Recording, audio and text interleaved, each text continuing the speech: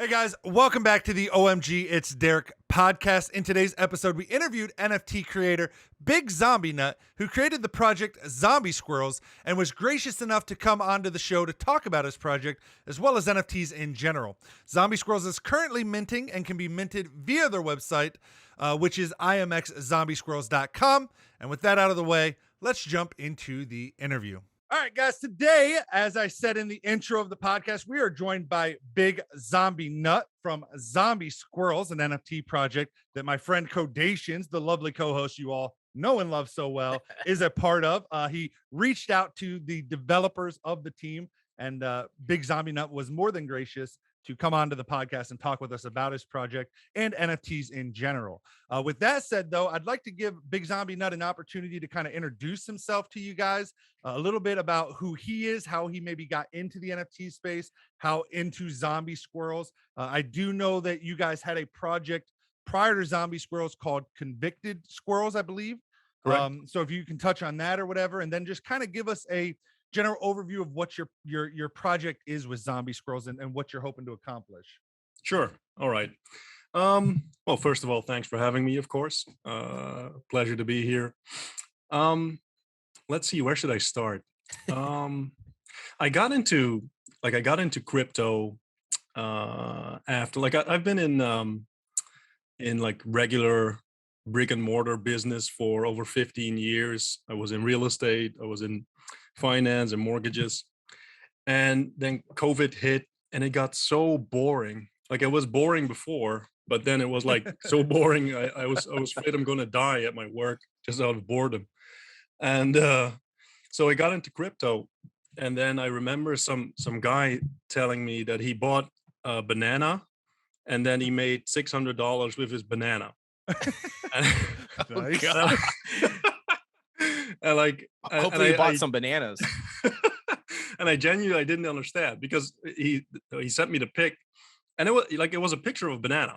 I remember a banana on a pedestal and a glass bowl on top of it, and so it boggles the mind.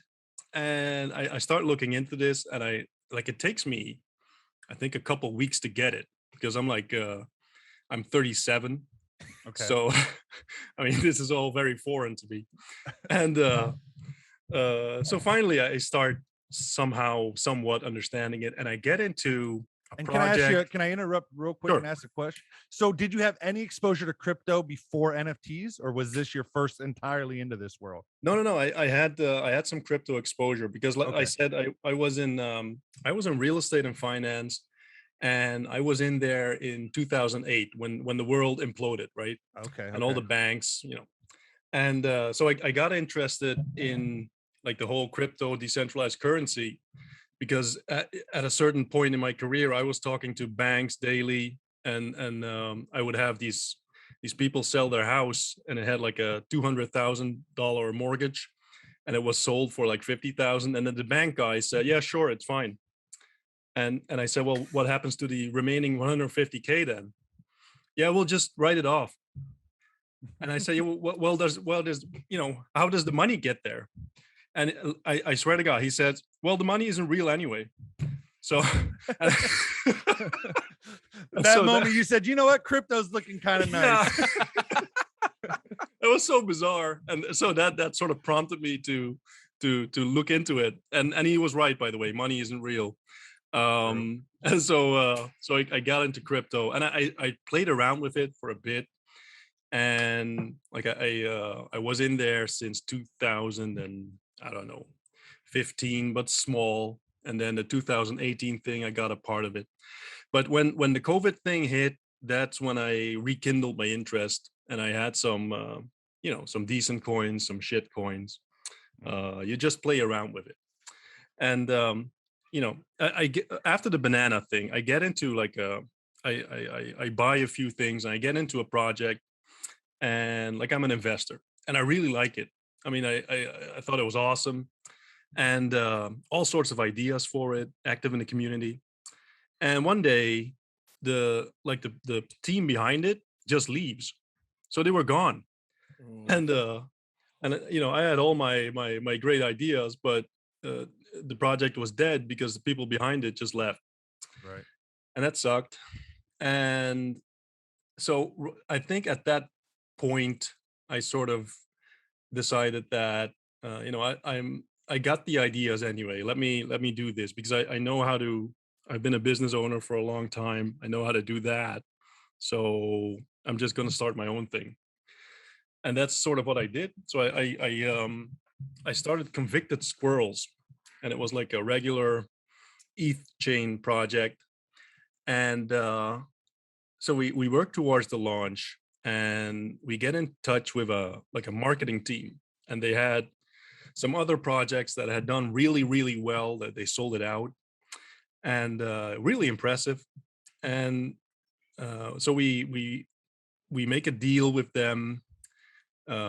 Takes about, if I'm not mistaken, I believe $65,000 or $70,000 to promote, and they end up, like, I had a worst case scenario, but that was like, it was like 10 times worse whatever they came up with. So it was like, it was a disaster.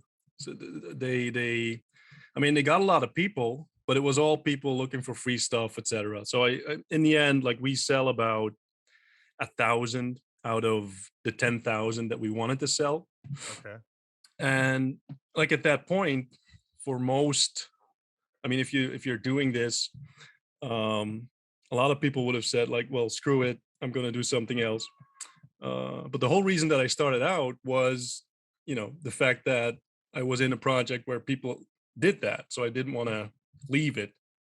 Right. And we started scheming and just said, let's cut the supply after 2 weeks, and let's see what we can do. And then we planned a follow-up drop on IMX, and that's the Zombie Squirrels. Okay. And basically all the lessons that we took from what happened with the Convicted Squirrels, we implemented that in the Zombie Squirrels. And that's what we're doing right now. Okay. And when was Convicted Squirrels? When did you guys come out with that? The first project? I believe that was in October, I think.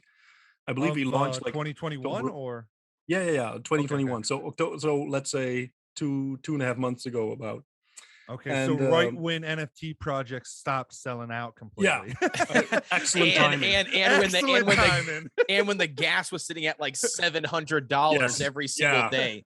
We were playing on nightmare mode. Yeah. Yeah. So actually, probably not bad that you made it 1,000 at that point. Yeah, well, it still so sucks. so what is your plans then? I mean, I saw, so you tied basically from, like, you're saying you didn't want to leave the project because you had been rugged in your own project. Myself's been rugged. Cody, have you actually been rugged on a project yet? Well, I mean, do we say the projects have been rugged if we don't have an ending rug date on the projects? Because I am in some dead projects that I know for a fact or a long drawn out rug. They just haven't pulled the damn rug yet. That's the thing. It's one thread at a time. Yeah, exactly. Pretty much. Yeah. That sounds worse. At least mine was quick and then it was over. It was like, oh God. Yeah, yours was quick. Yeah, yours was quick and over. Mine was not quick and over. I'm in a couple of projects where it's like I bought in, over a month ago, and they're still like, every 2 days saying something. Oh, we've got something coming, guys. And it's like, no, you don't. No. Just fucking leave. Delete the username. Get out of here. Get it over with. Yeah. Oh yeah. Fair, oh fair. yeah. But it sounds like from what you're doing, Big Zombie Nut, is you started with the Convicted Squirrels, and then from my understanding, and maybe you can talk a little bit about this, and this will kind of lead us into what Zombie Squirrels the project is.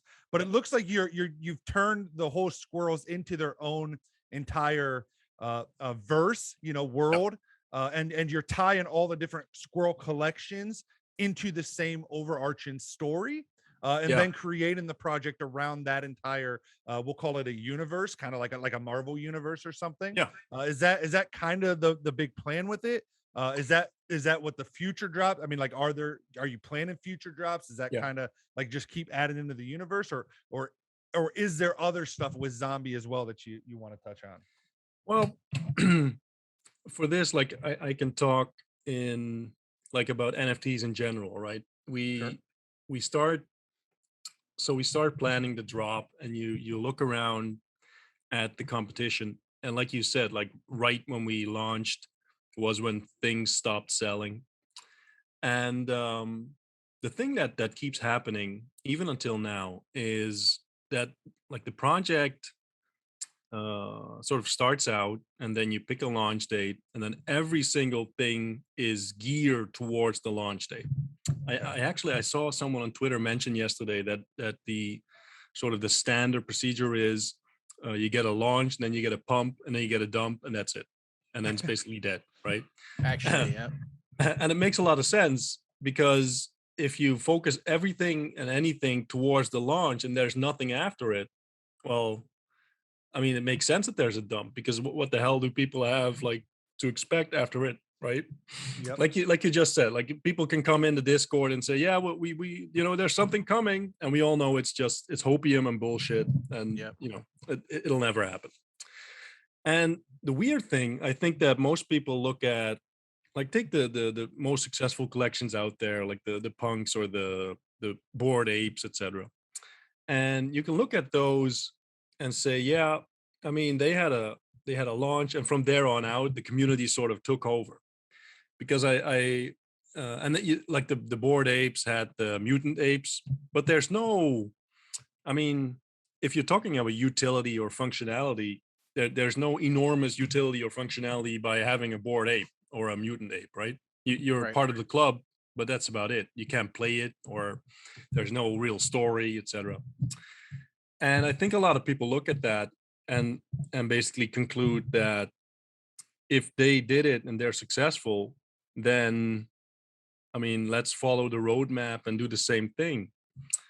And it's sort of similar to saying, I mean, if you have a neighbor and he won the lottery, then the recipe for success is not buying a lottery ticket, because I mean Right. the chances are pretty small.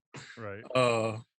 I think much more, and that's what we learned from the Convicted Squirrels. Like, we had the launch date and it was awful, and you're sitting there at night, and we were having to talk. Like, I had so I had a partner, and we were having to talk about, what now.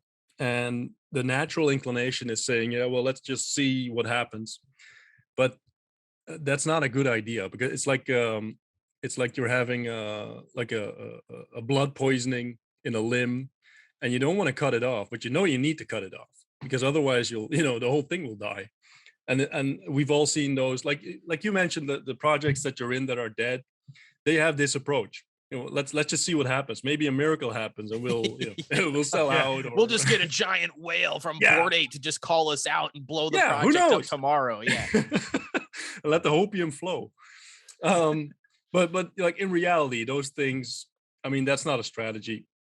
So what we learned from the Convicted Squirrels was, if you do the launch and there's nothing really after that, you're dead. That's it. I mean, you're gone. And so we set up the Zombie Squirrels basically with the thought that most of the utility and functionality that's coming will be like in the future. So we started planning the roadmap, and I jokingly say that I can do like a standard roadmap in my sleep while drunk. Like, there's charity in there, and then there's airdrops, and then there's a token. There's always a token. You need Yep. a token. There's always And, there's always the promise of a metaverse, and they're not going to join a verse. They're not going to join a verse that several thousand other fucking countries have already decided to build. They're going to build their own metaverse, and it's going to be the biggest metaverse ever. We'll build our own universe. Sure, you do. Yeah. And there's nowadays there's a game. I mean, I can do this in my sleep.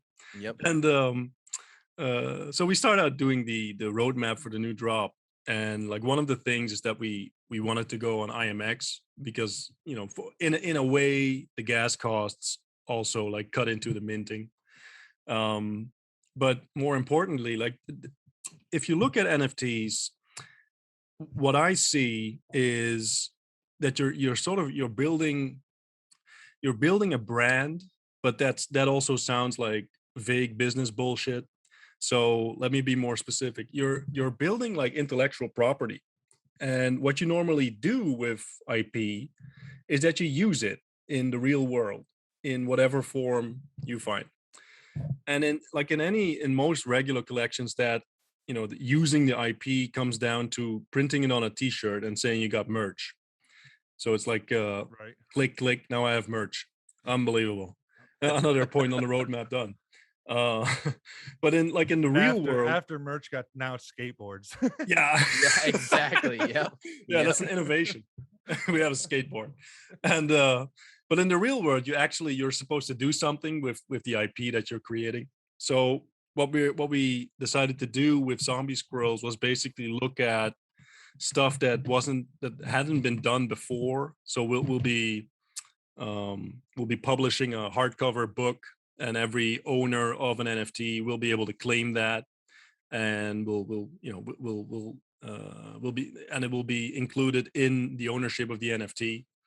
We're publishing a card game, also a real world thing where you can play it with friends, and we're much more looking at that kind of thing where you're the first guy to ever do it, but you're also actually using the IP in a sensible way instead of just printing it on a T-shirt or a skateboard. Right, makes sense 100%. And That's so cool. is the book, is it a story book, is it an art book, what kind of Yeah. book is this hardcover book? Well, it's both. Like we're basically, it's being written live in the Discord. So we're at, I think, 10 or 11 chapters now. Oh, cool. I think I finished chapter 11 today, actually. And so what we're doing is we'll have about between 20 and 25 chapters total, and it'll be like a story about the squirrels, and it'll be accompanied by like custom artwork for every chapter. So what is happening now is that we also will be publishing an audiobook version, and the artist that we have is creating like 3 custom artworks per chapter, so that we can also put it in video form. Oh, But it'll be like a combo, like because it's a hardbound book, it makes sense to do it like full color, make it beautiful, make sure it contains art. And we're looking at like cool stuff, like maybe have it where the like the sleeve maybe contains your NFT, because like if you claim your book, I know which NFT you have. So it'll be cool, for example, if the sleeve would contain your NFT out on the outside. That would be really cool, pretty Yeah. cool. Yeah. Looking at those kind of things, yeah. Okay. Yeah, that's cool. Very cool. Very cool. So I guess to back up a little bit, because I heard you mention Immutable X, so that was definitely one of the things I wanted to ask you about. Yeah. Because I know you, and I think you said this earlier too. Your first collection was on just the Ethereum blockchain. Yeah. And then now Zombie Squirrels, and that was Convicted Squirrels. Zombie Squirrels is now on Immutable X, which is a secondary layer to Ethereum. It's built on top of Ethereum. Correct. How does that work versus another side chain like Solana or these other ones that are like, what what made you decide on Immutable X over one of these secondary chains that promise these low, like, is there any specific reason, or was it just you were already on Ethereum, wanted to keep working with Ethereum, or is there something that you think makes Immutable X better than some of those other or side or chains. even the secondary, like Mhm. like Immutable X better than secondary chains completely? No, I get it. Like originally we did ETH because, well, no real reason of it, but because most projects are on there. Right. And I've heard people say like it has the most security. Like I mean, I have no idea. Maybe if you're a big brain and you understand all that stuff, maybe there's more security. I don't know. I've been rugged on ETH and I've been rugged on Solana. So I mean, for me, I mean, that doesn't really matter. But no, really, like so we did the ETH thing, and it has like sort of an inbuilt audience, and that's great. But I mean, it just sucks. Whatever you do, you're paying like $100 or $200, right? Mhm. And Sometimes you're paying $100 or $200 and your fucking NFT Yeah. costs $60. Yeah, exactly. Like which to me sounds ass backwards. It's always like in my life I've spent my entire life buying something that I knew I was going to be able to, flip to make more money. It's like, why the fuck am I buying something and spending more money to buy it in the transactional process than I am, you know what I mean? Like than I am what it's worth. Completely. Yeah, I feel the same way. But we're working on that second drop, and then you start looking for like what's on Solana, what's on other chains, and Solana is like the other big one, right? That sort of came into power. I know there are like other chains with NFTs, but Tezos is another big one. Okay, well, high tech or whatever from. Like I don't even think I own a Solana NFT, but I've seen like projects on there. And we saw Immutable X, and basically I think it makes sense to be on ETH because like the volume is there, and I feel that a lot of things will they'll keep building on it. That's my feeling. Like I have no big brain research reason why, but that's more or less what I think. And when I saw IMX, which is basically tailor made for NFTs on Ethereum, they had that game. What's the card game? They've got a couple of them now. Skyweaver, I think, is the one that's on Immutable X. Yeah,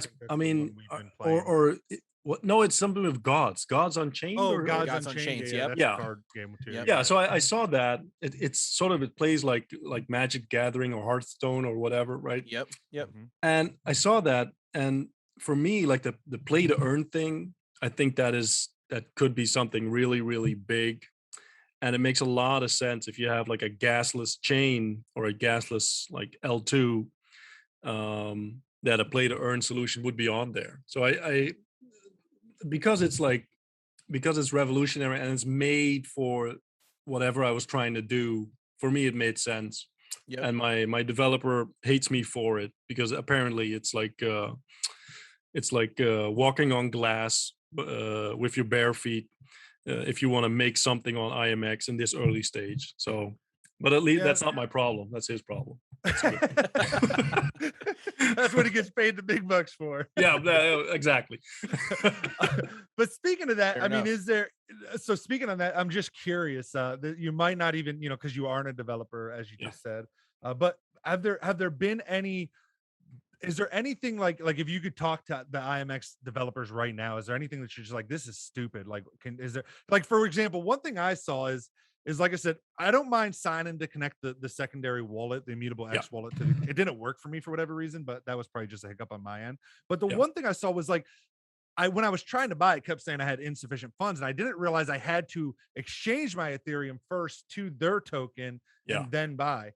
I'm not sure. Like, I would think that they would be able to automatically do that in the background, that they could still just sell it in Ethereum and do that on the back end, so that it just doesn't add all these additional steps to the user.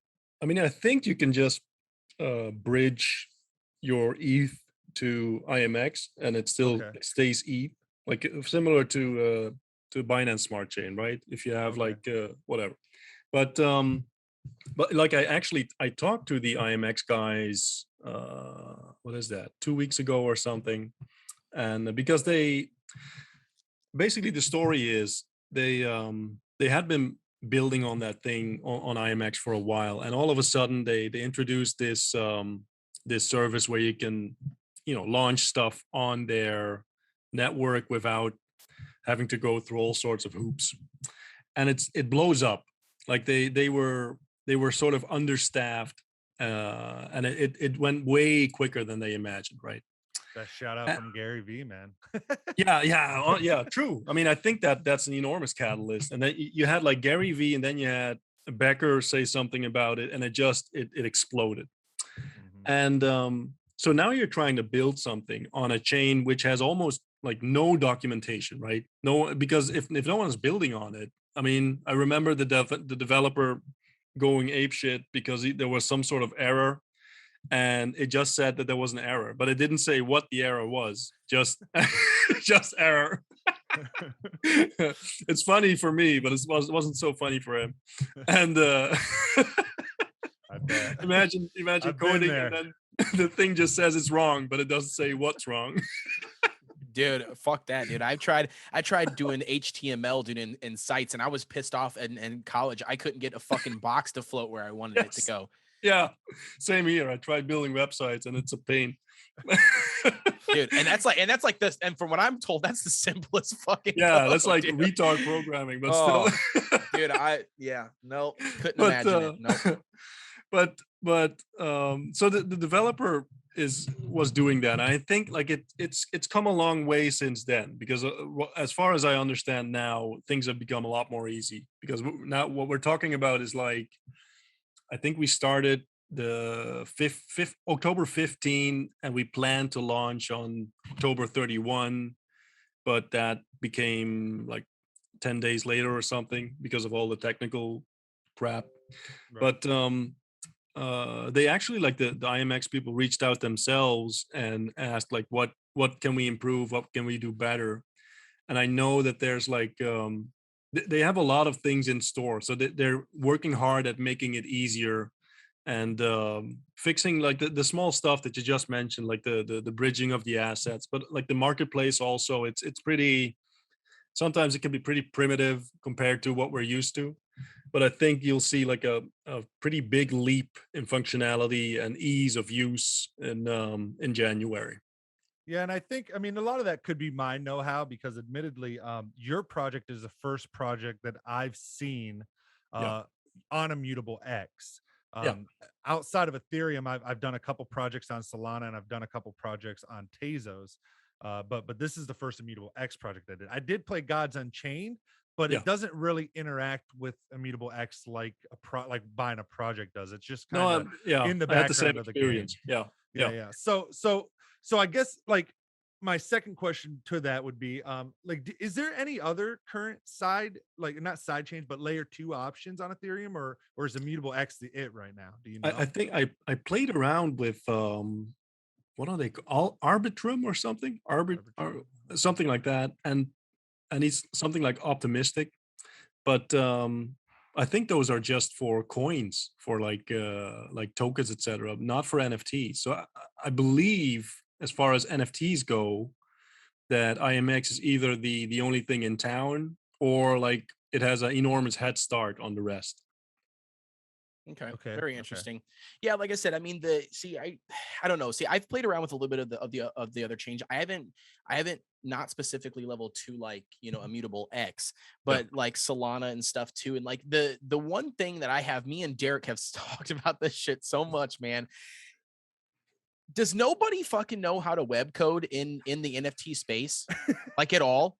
Like, and I say that as a funny joke, but it's like so true. Like, even OpenSea, like, their site just sucks balls. Like half the stuff doesn't work. The filters, you know what I mean? Like, you know what I mean? Like, Yeah. the filters don't work all the time. You click buy now, and you've got, the first, 6 NFTs listed on a project, say they're like, 0.0002, right? And you're like, oh, that's fucking dirt cheap. You click to buy it, oh, it fails, doesn't fucking, you can't fucking buy it. And then it's like, you got all this weird stuff, and it's like, I told Derek, it's like, we've got sites, dude, that like can do all this crazy shit. It's like is nobody taking the time to develop these sites? Yeah. They're just like, oh, we've got a site out there, here's a marketplace, we could buy a bunch of NFTs. They become so big and popular as like, this OpenSea, and then all of a sudden it's just like, fuck the site design, we don't care, people are using it, who gives a shit? Yeah, It's but like, they must have enormous budgets, or also, right? I mean, the that's money what you must would be think. there. Yeah. I mean, yeah, I don't. yeah, same here. I don't really get that. Like I talked to the IMX guys, and they were asking questions about their marketplace, and then you have to say in a nice way that it sucks, but but to their credit, like they knew that it sort of sucked. I mean, Right. Oh, yeah. nothing I said was really new. Well, But they wouldn't be asking you if they knew, if they didn't yeah, know. yeah, well, so Yeah, I and was trying to be nice, but they understood. yeah, Uh, and I think on my side, I was telling Cody, I think a lot of it is, and I don't know, maybe you can speak on this, being but I think what happened was when the space started, I think a lot of it was artists, and I think the developers came second and started yeah. flowing in once they realized, oh, we need developers to handle this stuff. So I don't know if that, like, if it was a lot of like the early days of just artists trying to finagle this stuff together with the help of friends that weren't really, great I'm not coders, sure, maybe man. I don't know. It Look, definitely look is at weird though that where we're at with websites and technology. And I mean, even like you go to your guys' website, Zombie Squirrel. I mean, like, well, the actual is IMX yeah, zombiesquirrels.com. But you yeah. go there and I mean, like the whole thing just looks brilliant. You click on everything, it works perfect. But again, for like the actual back end of all of this stuff, Yeah. you can't say the same about their websites, like Cody said, and it's No, crazy. no, I agree. And like I thought about the same thing. And like I can't figure it out because it's the artist angle. I thought about it, but I can't imagine that a lot of artists would band together and start making a marketplace. Not a real artistic thing to True. do. True. And True. if that was it, I mean, how long does that thing exist now?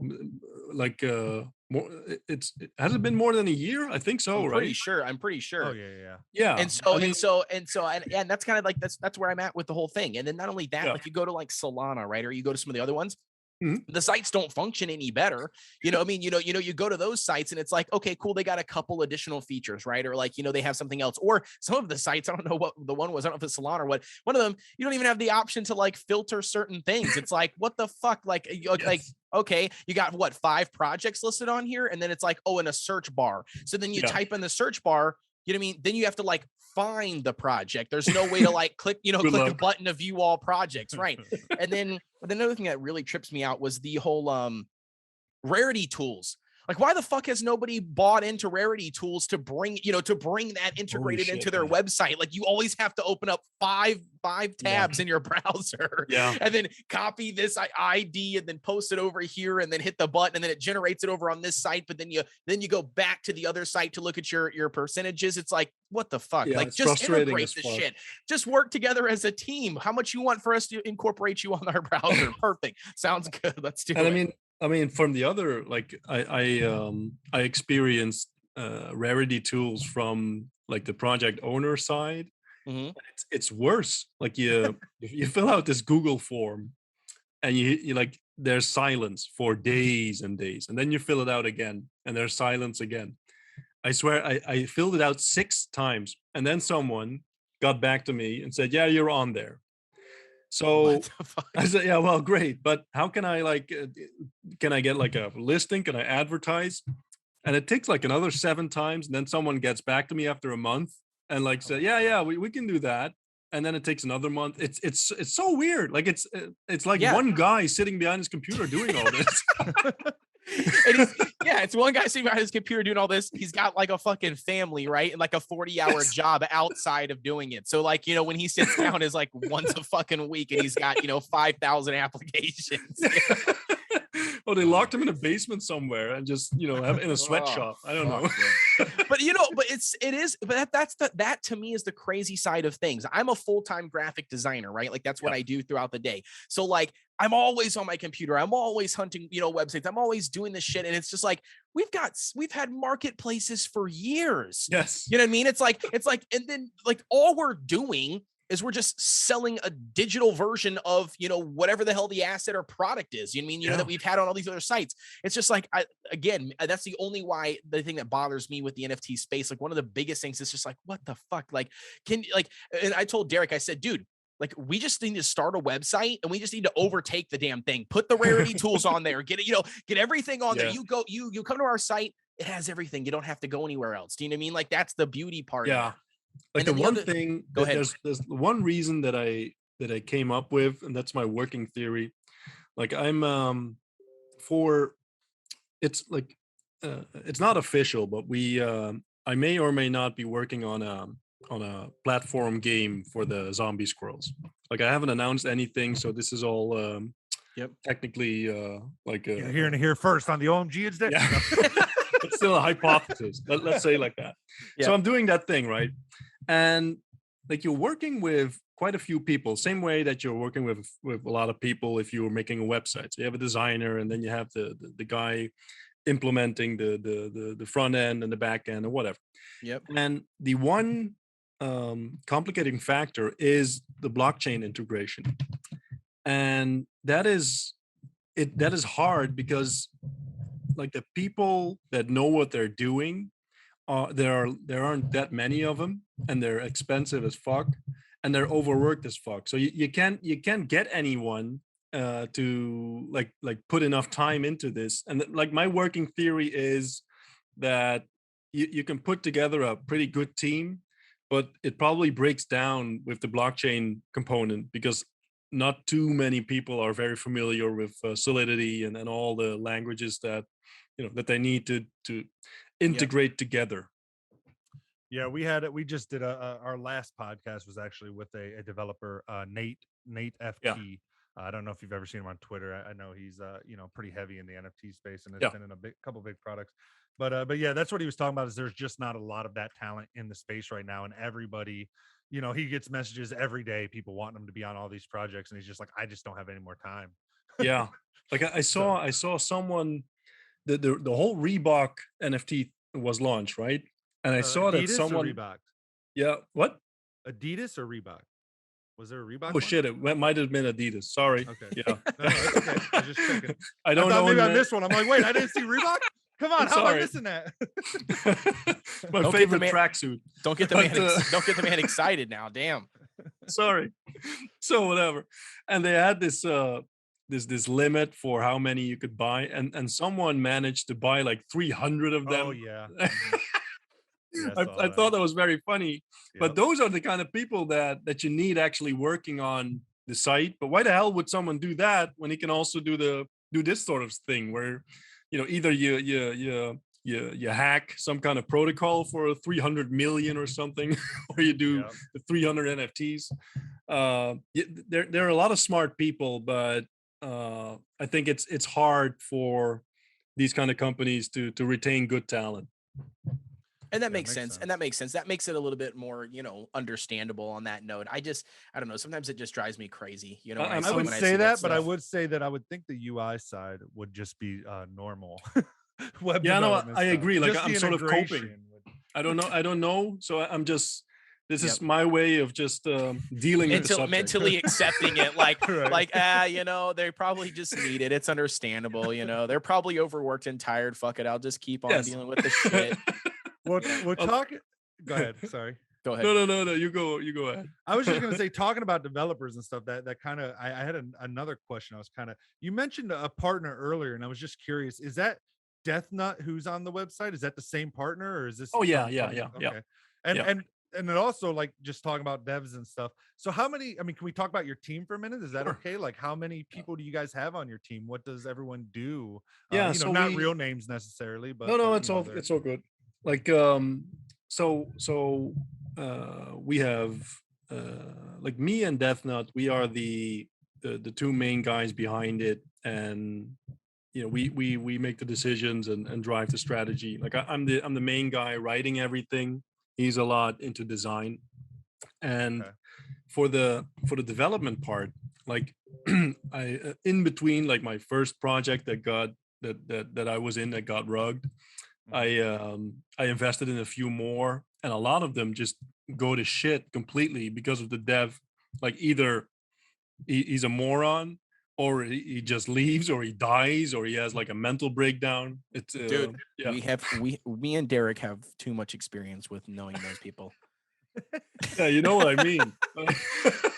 We've had both. We've Yeah. had both. The people that kind of like, freeze the fuck up and don't really have any idea of what they're doing. And then you've got other people too, where they're just like dumb as fuck. You have Yes. what, Derek, what was that? You wrote like what, 6 pages of a strategy one time in a project that you just hold an NFT in and send it to the guy. And then they're like, nah, that's fucking dumb. Oh, okay. I'm sorry. Excuse me.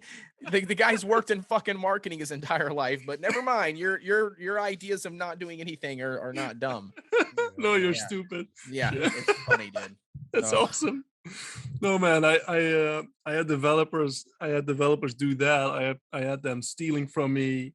I mean, if one more developer tells me or starts whining about his mental health, I'm gonna kill somebody. I mean, swear to God. So we when I started with the Convicted Squirrels, I wanted to very much avoid that issue. So I for another project I had I'd come in touch with like a German firm, and they had like I talked to 6 firms or something, but one thing about developers is that they're not like the most people oriented people. Like it can be pretty hard to get your point across. And like so the German firm came out very well because they had a guy between me and the programmer, so he sort of translated into programmer speak, right? Yeah, Okay. basically intermediary. Yeah, And that worked very well. So we had them, and I mean, they did a great job with the ETH thing, and they also did a great job, even though it was pretty hard with the IMX thing. But anything like they built the website, and they did like the front end, back end, all the stuff, and they did a great job. And like they weren't cheap, but that's all fine as long as they deliver quality. So but and like for like development wise, like we are planning on like most of the things that we are currently working on is like the using the IP, but we are planning like follow-up drops, etc. So we're already working on that, and we'll be using them as well for that purpose. So and they have like, I don't know, they have like 8 people working on it, and that works very well. Like of course, like no one is perfect and no partner is perfect, but they're compared to everyone else I've worked with, they're perfect. Okay. cool. Good to know. Haven't had a mental breakdown or anything. It's great. that intermediate must work wonders then. Yes. So is that I mean, like on your website then, the like brain slurper, big brain, is that them? Yes. or Yeah, are those correct. other people you have working for you, or okay? No, That's all that's part them. of that same team. Yeah, and like Perfect. they have like they have 2 developers, they have a graphics person, Okay. and like all the different, they make sure that everything works. They sort of connect the dots, and whenever some like it has happened like once or twice that one of their team members got so frustrated with me that they had to switch him out for a while, but it's always temporary. Like I mean, Are you a hard guy to please, Big Zombie Nut? Are you a hard guy to please? well, Let's ask his wife. Are you a hard guy to please?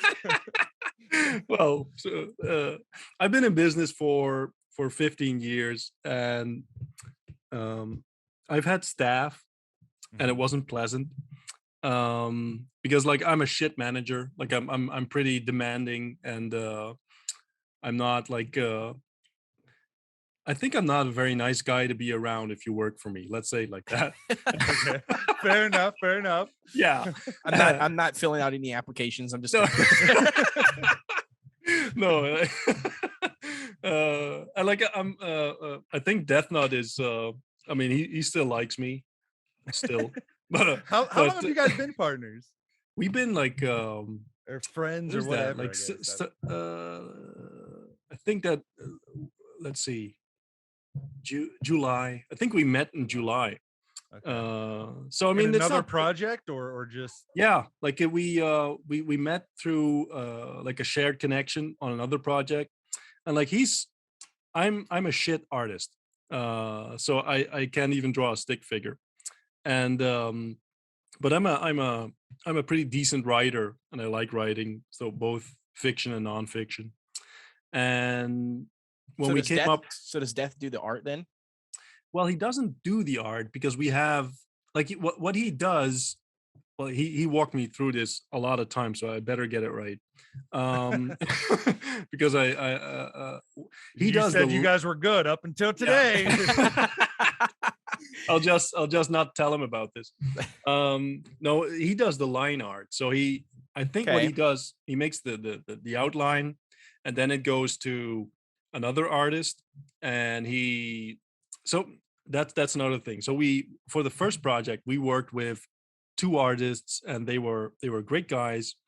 But then for the next project, we asked, like, can we work together again? And then their price quintupled, I think. So, Of course all it of a did. sudden. Yeah. Yep. Like they I don't know, they became millionaires or something in the meantime. And so we had to, and we wanted to go I don't know if you see the Convicted Squirrels, there's a big difference between those and the Zombie Squirrels. Yeah, they're Art yeah. wise, oh yeah, Mhm. I personally like the Zombie Squirrels way better. I think the Yeah. Convicted were like, cutesy styled, and then these ones are more like, I don't know, Exactly. rusty and just Yeah. We wanted to go for more gruff, more. I mean, just something that stood out more because like one thing. I mean, it if you look at the landscape, it doesn't look like art means anything. I mean, if you look at the things that succeed, holy I'm shit, laughing man. because this is what Derek's complaint is every day. He's like, somebody shares with an NFT, and he's like, they all look the fucking same. They're a Yes. different animal with a color background, dude. No, Yeah. I completely agree. Like I remember having this talk with Death Nut, and he was like, "We should make something pretty." And I said, "Well, it doesn't matter. Everything is ugly, so just make something ugly." And he won that discussion. Luckily, I'm happy he won. But we wanted to go for something better, but we ended up actually. Um, we have like 3 artists. So we have Death Nut doing the line art, then it goes to someone to make like the outline for it, so to make it more detailed, and then we have a guy doing the coloring. So every squirrel, but also every custom artwork goes through like 3 different iterations, and it came out pretty well. Pretty happy with how that works. But like the thing is, it takes some time for each of those things to get ready, which probably because it's art makes sense that it takes some time. But for the custom artworks, like I think he makes about one every 2 days, so that's decent, and I like the quality. But it's always a challenge to find people and then to keep working with them without them going insane, thinking, yeah, now I'm worth 5 times what I was worth a week ago or something. So And it's not easy.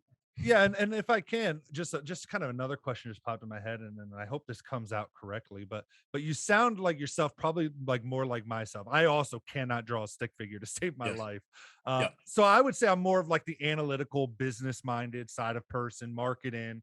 It's Yeah. kind of always what I did. It kind of sounds like the type of person you are to me. Yes. So exactly. how have you found like what, like, I guess maybe for other, like, because I think one of the big things in this space, like you made the joke about, if I hear another person talk about mental health again, I'm going to go bananas.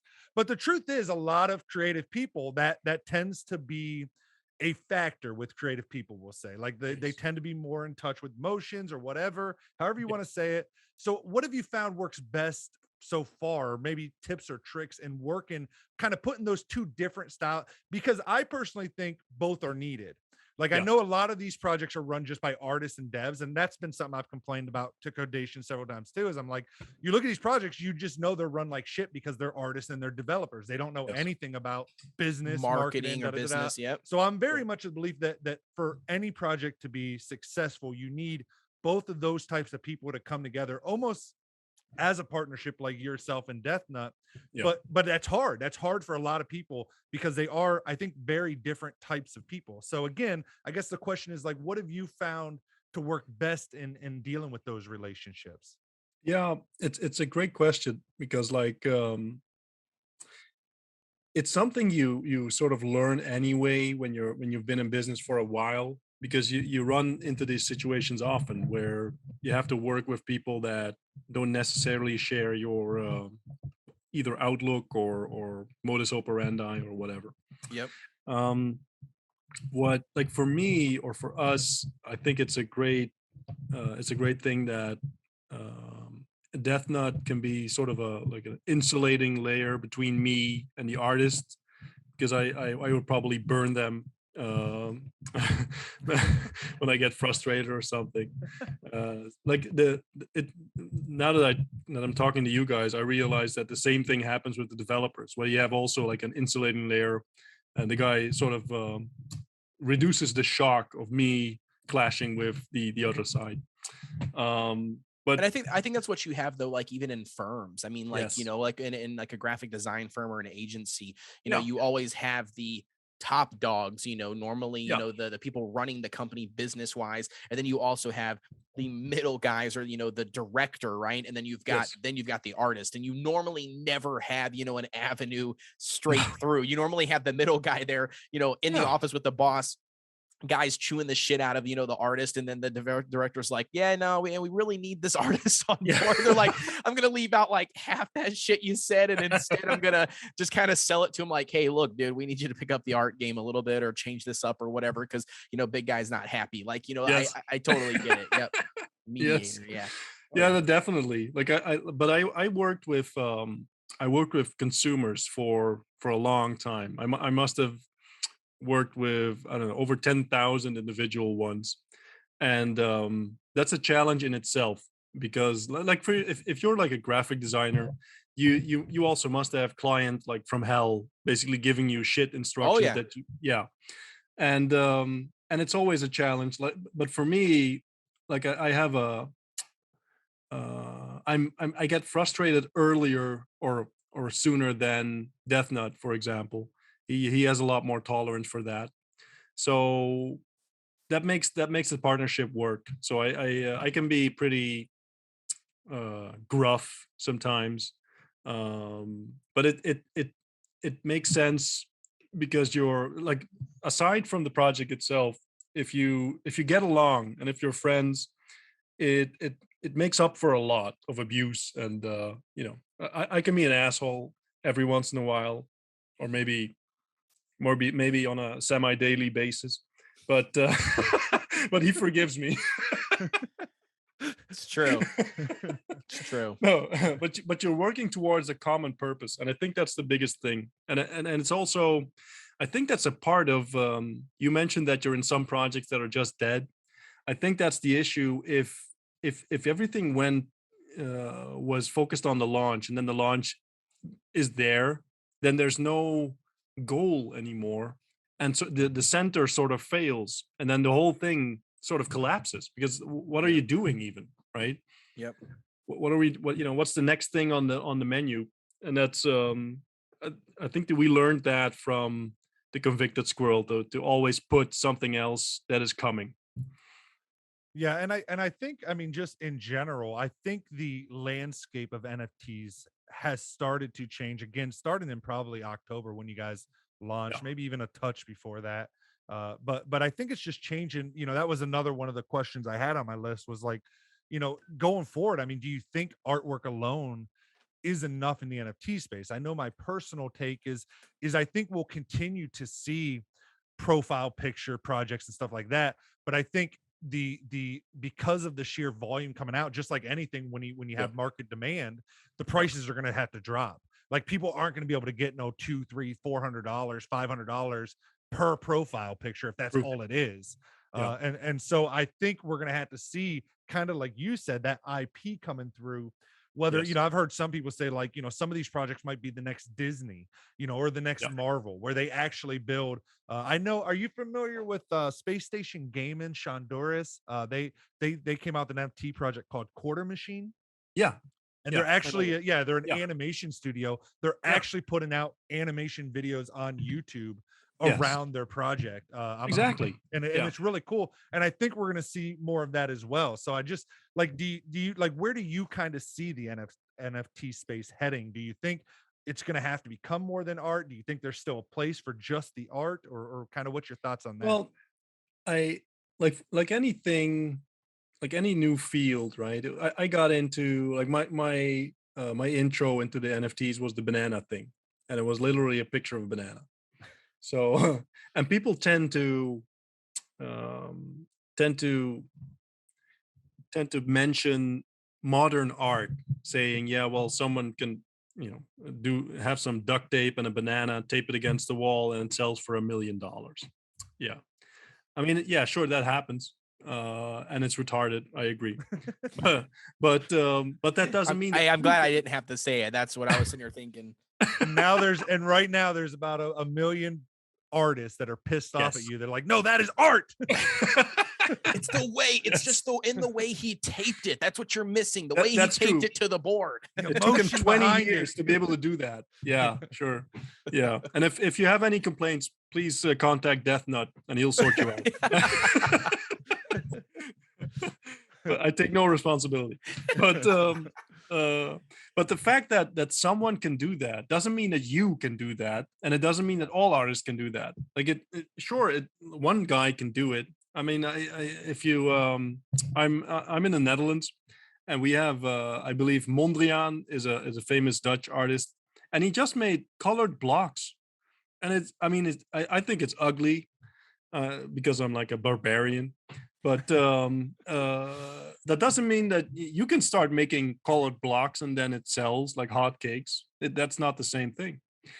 In the real world, like whenever something new comes along, I saw I was talking to a guy who is very much into decentralized finance, and he was trying to explain to me how OHM works, like OHM.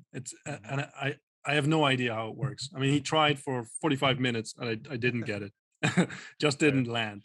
It had math and all sorts of stuff in it. And I don't really understand. I think it's a Ponzi, but whatever. And now I pissed off even more people. Anyway, the guy is explaining this to me, and he said something that's really interesting. And I think that pertains to this discussion.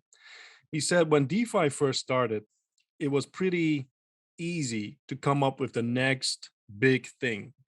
But now that it's been here for a while, I mean, every new innovation gets much harder, and you need to bring more to the table.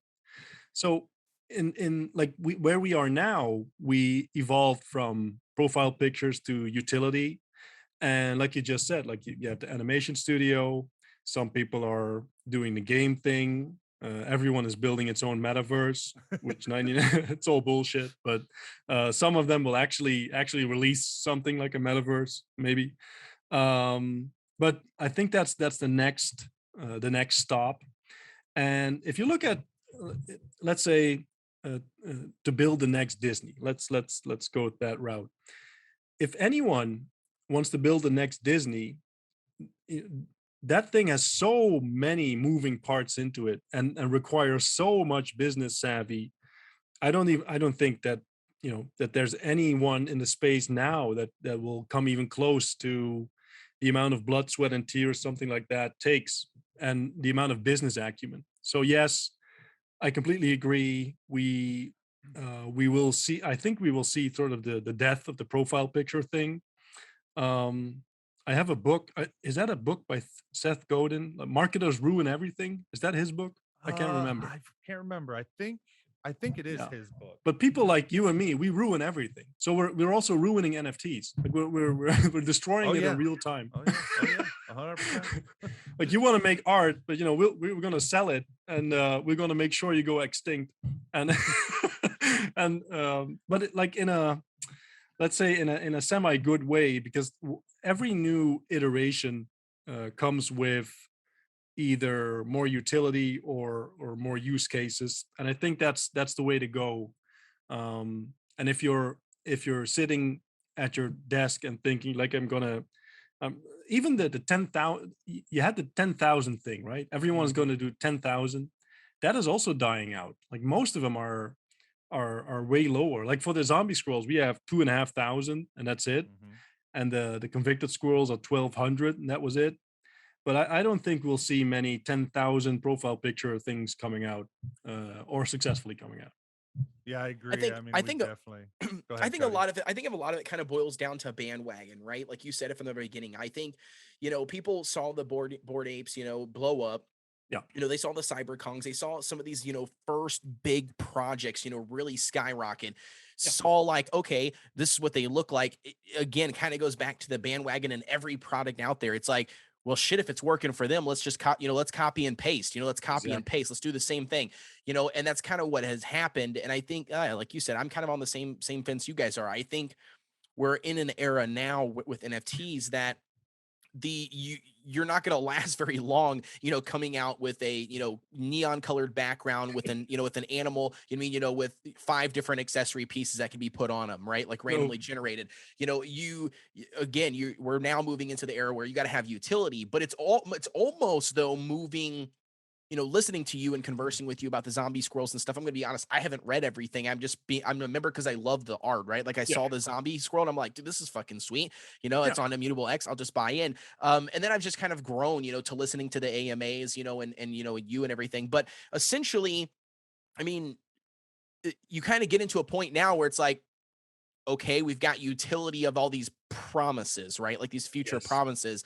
But then now it's like starting to get into, well, how can we actually relate that to the real world? And I do kind of like that idea with something like the Zombie Squirrels or other projects probably doing it too. Like now we're getting into, real world things.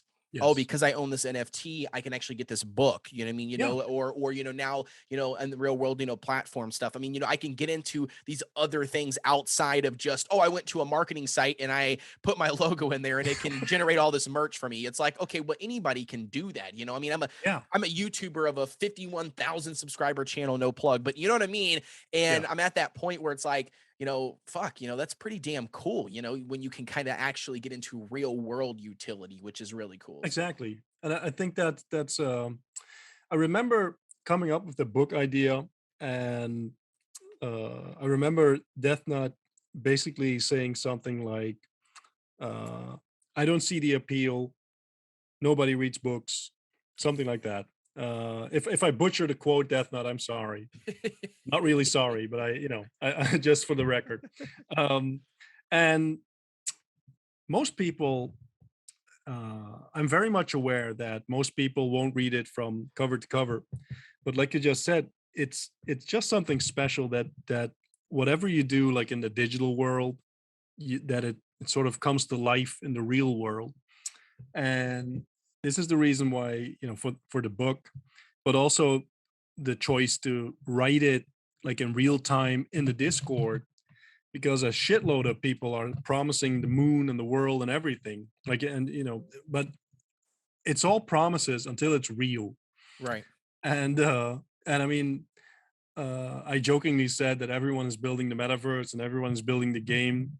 Like we allegedly we are building the game, and allegedly I get like daily updates, so I know what progress looks like. And if someone said like 2 months ago that he's building a game and there's still nothing to show, then he's not building a game. It's all bullshit. It's not real. Right.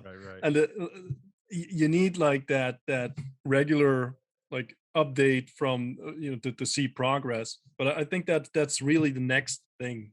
I'm pointing over here at Derek because this is kind of some of the shit that, I was talking about when I leaked, the whole, typing stuff up to people. And this is kind of the stuff that he had mentioned, in some of his, his typed up, Derek. I don't mean to put you on blast, but you know what I mean? Like, he typed stuff up and that was one of the biggest things. He's like, regular updates, even if it's small, he's like, take a giant update, what I mean? And piece it together and update people and get people hyped and, and building on this. And that was just one of the things they were just kind of like, it's super like, important. No, we'll just wait 3 weeks and then we'll fucking release something. It's just like, okay, whatever.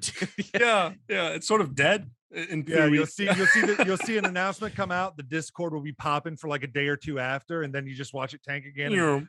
All like 3 weeks later, it's like people are coming in the Discord saying good morning.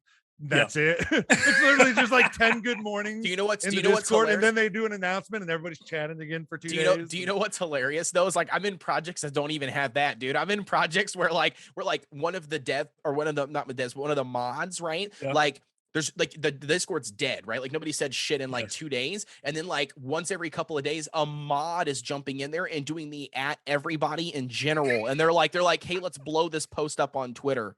Yeah, sure. And I'm like, you just want us for marketing. Cool. Yeah, it's like, bro, this is dead, dude. Yes. Like, just call it like it is, dude. It's necromancy. Yeah. It's crazy, dude. It's wild, man. No, No, man. but Go ahead. What were you gonna say, D? I was just gonna say, but going on that, I will say, I do think there's still a place for artwork. Yeah. I do think I just think it got to get creative. Like, for example, I don't know. There's 2 projects I got involved in that Cody knows about. I don't know if you've heard of these ones, Big Zombie. But the one is called rug.wtf is their website. Have you heard of that project? I haven't. So what they did was, it's really creative. What they did was they made this website, and if you go to it, like they're like, listen, you're all sheep, you all buy the dumbest products, so we're gonna make this dumbass product, and you're gonna buy it. And they made it was a picture of a room, like a house, like a room in a house Yeah. with a rug in it, and it was called. And that was literally the NFT, and they sold out in minutes. They sold out in minutes. Like, I mean, You have to, like you have to, like, you have to read the website. I was gonna say, after this we'll have to share. WTF, yeah. Yeah, we'll have to share the website to you because it's fucking brilliant, like from the beginning. Yep. Yeah, and that's all it was, literally. That's all everybody, like, there was nothing else. It was just a guy saying, like, a website saying, like, listen, you're all dumb fucks. You're gonna buy this shit. Just buy it, whatever, own it. And everyone did. Everyone bought it. It sold out minutes. But then what interesting thing happened was, about a month after the project happened, he pulled everybody's rug. So they updated the metadata, and it was their room with the rug missing, and just like an outline where the rug was in the room. Awesome. And everybody's like, what the fuck? And like, That's literally, funny. like, he rugged everybody. And then again, but didn't say anything, didn't really give any updates, nothing like that. And then like so everybody's just like, nobody knows what the fuck's going on. So it was definitely on that like mystery, like, what the hell is happening type, that it fed on, which we love in marketing. Yeah. But then after like a month again, he changed the metadata again, and they all became a version of the 10,000 CryptoPunks, but a rug. But it was like they were a rug of the, so it was like the derivative of the CryptoPunks at the end. And that's what, but then now what you can do is on like OpenSea, in the top right, you know how people, like, some of these pictures are starting to have, I don't know if you've seen this, like, you can actually change the picture yourself in the, and so they did it. So now where you can cycle through all of the different stages of what happened, so from the beginning where you had the floor with the rug, then the floor without the rug, and then the rug punk at the end. But then the guy dipped, right? Like, there's no contact with the guy anymore. I think I don't remember exactly. I know he told everybody he was going to rug everybody. Like, there was mention that there was going to, like, he was going to, again, in the original website, there was like he said, like, you're all going to buy this, and then I'm going to rug it. I'm not doing anything. Like, there's nothing that's coming after the project. Once you buy it, I'm rugging the project. But everybody just thought he meant like he was going to disappear. I don't know if he's doing anything today. I think he has released a couple other projects, but I think that was the end of the rug project. I'm not 100% sure. But it's fucking, but to me, dude, from like a graphic design marketing standpoint, it's fucking genius. Like, the guy sells it from the very beginning. And then Derek, didn't you say that you said you went, after finding about this, you went and just bought a rug off the OpenSea or the market because you just wanted to have that piece of history, like, just to be able to just talk about it. 100%. No, but that's a part of it. Like, I think if you look at the punks or the kongs or whatever, there's always I think there will always be a place for those because it's part of history. But like, if you found like if I start digging in my backyard and I found like a brick from whatever the Roman era, then maybe that brick has value. But if I make a new brick today, that doesn't mean that my brick has value. It's a stupid brick. I mean, it doesn't do anything. And if the brick was from the Roman era, it didn't have to do anything because it's a brick from the Roman era. Right. And I think it's the same thing with the early profile picture things. But yes, if you're coming out now, or if you're planning something now, you probably need something better, or you go all the way to something like what you just showed me, and you just go full. The guy opens for lack of better words. For lack of better words, I was gonna meme is probably a better word. Exactly. Right? Yeah, he opens the website with "You stupid motherfuckers." That's funny. And if I can't, just to share one more. You got to share the other one, dude, because the other one's funny as shit too. There's one more that came out like that. I don't know if you've heard of it, called JPEG's Auto Mart. No. And it plays, obviously it's called JPEGs, but it's JAY space PEGS, but it's playing on that these are JPEG images. And when you go to the website, it looks like a website for a car dealership. And you're minting Kia Sedona. So the profile pictures are Kia Sedonas. They're 2007 Kia Sedonas. and you mint these or whatever. And they have different traits. But even like if you join the Discord Yeah. And they have like a sales room where they'll like, and you literally, and they role play as car. So like the people's name Car in the salesman. Discords, it's like car salesman Bob, car salesman Steve. And if you join, and they'll join into the sales room and talk to, like they'll actually talk to you, and they'll role play basically as car salesmen. And they even have a phone number on their website that if No you way. call it, it's like, thank you for calling JPEG's No Auto way. Mart, the land of the great deals. We're having our summer event. I mean, That's it awesome. is just, it is hilarious. And since I said, like, to give credit to artists that I think are creative, like I think creativity will always win, and there'll always be a place Yes. for that. But I think Yeah. kind of like where we're saying, because I gotta give artists some credit, but where we're saying I think is a, the three of us, is that a lot of these repeat, like Codation said, it's some type of animal. There's 10,000 of them. There's variations of them. They all have different colored backgrounds, or some of them throw in some tie-dye backgrounds. Like that makes it a 101 has a Ooh. tie-dye background. Stuff like that or whatever. Like They I copy think and that is paste the same definitely roadmap. I need to find the dying. site that's got the template. Yeah. Cause they just gone there. You know what? That's what I'm gonna do. That's a brilliant Metaverse. fucking idea. Metaverse No, listen, Yeah. game. listen, I'm gonna start a website. Listen to this shit. Anybody that's listening to here, hey guys, I got you. Listen, 5 minutes of your time, you can have the next fucking NFT blow up project. I'm gonna fucking write a page. All it's gonna do is tell you the exact steps you need. I'm gonna start from start to finish. So the first one, they're gonna get at the page, 5 minutes. They're gonna pick an animal. I'll have like predetermined animals. They pick an animal. Then I'm gonna say, here's your background colors. Then I'm gonna say, here's your roadmap template. There's 2 templates. You got this one with the fucking comic book, or this one with a game. Which one you want to do? You pick that one. Then you go down the list, and then at the end, I'll just be like, you generate it. Then all they got to do is copy and paste the code, drop it on fucking OpenSea, and I'm like, boom, let's go. Yeah, at this the thing, everyone has this charity thing in their like roadmap, right? And when we were doing the zombie squirrels, and one of the things on the roadmap was that I believe 25% of all the minting volume goes to a community wallet, and people asked, like, what is going to happen with the community wallet. And I used to tell people, like, maybe we can find like a charity for zombies or something. And like 50% of the time, people didn't understand that I was joking around, because there are not many charities for zombies in reality. But I really like the idea of just going full overboard and just I'm looking at the site now. It's amazing. Dude, they're Oh, yeah, hilarious. they are They're hilarious. absolutely hilarious. And I just, oh man, like when we found out about that one though, I thought both of them were funnier than shit. Like the first one too, like the rug project, the whole play on the rug scheme was just perfect. Like that is hilarious. And then the other side of it, like you said, yeah, then you got the RP, like really fun part of it. I just think, dude, I'd like to just own, just to buy one of them, just to experience it, just to go in there, and talk to them and call the number, and just kind of just experience whole thing, because it's fucking creative. Yeah, I was laying. Go ahead.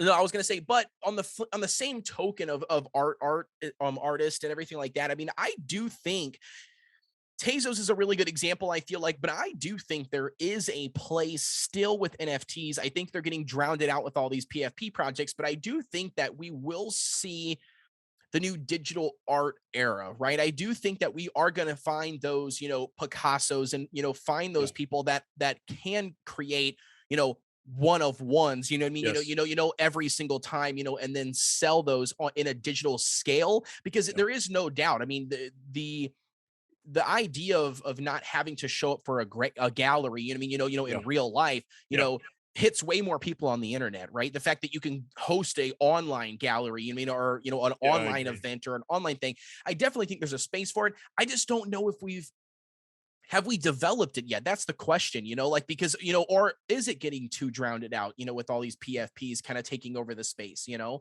know. Like most of those things are just, plain cash grabs. And I think everyone can see that. But whatever you're planning now, either you have to go like you have to stand out in some way. So either you go full meme and do it like that, or you start to like try to be on the cutting edge and add something to the current landscape. But I mean, I can definitely see, like, for me, if every time we get like this custom artwork, and Death Nut sends me something new,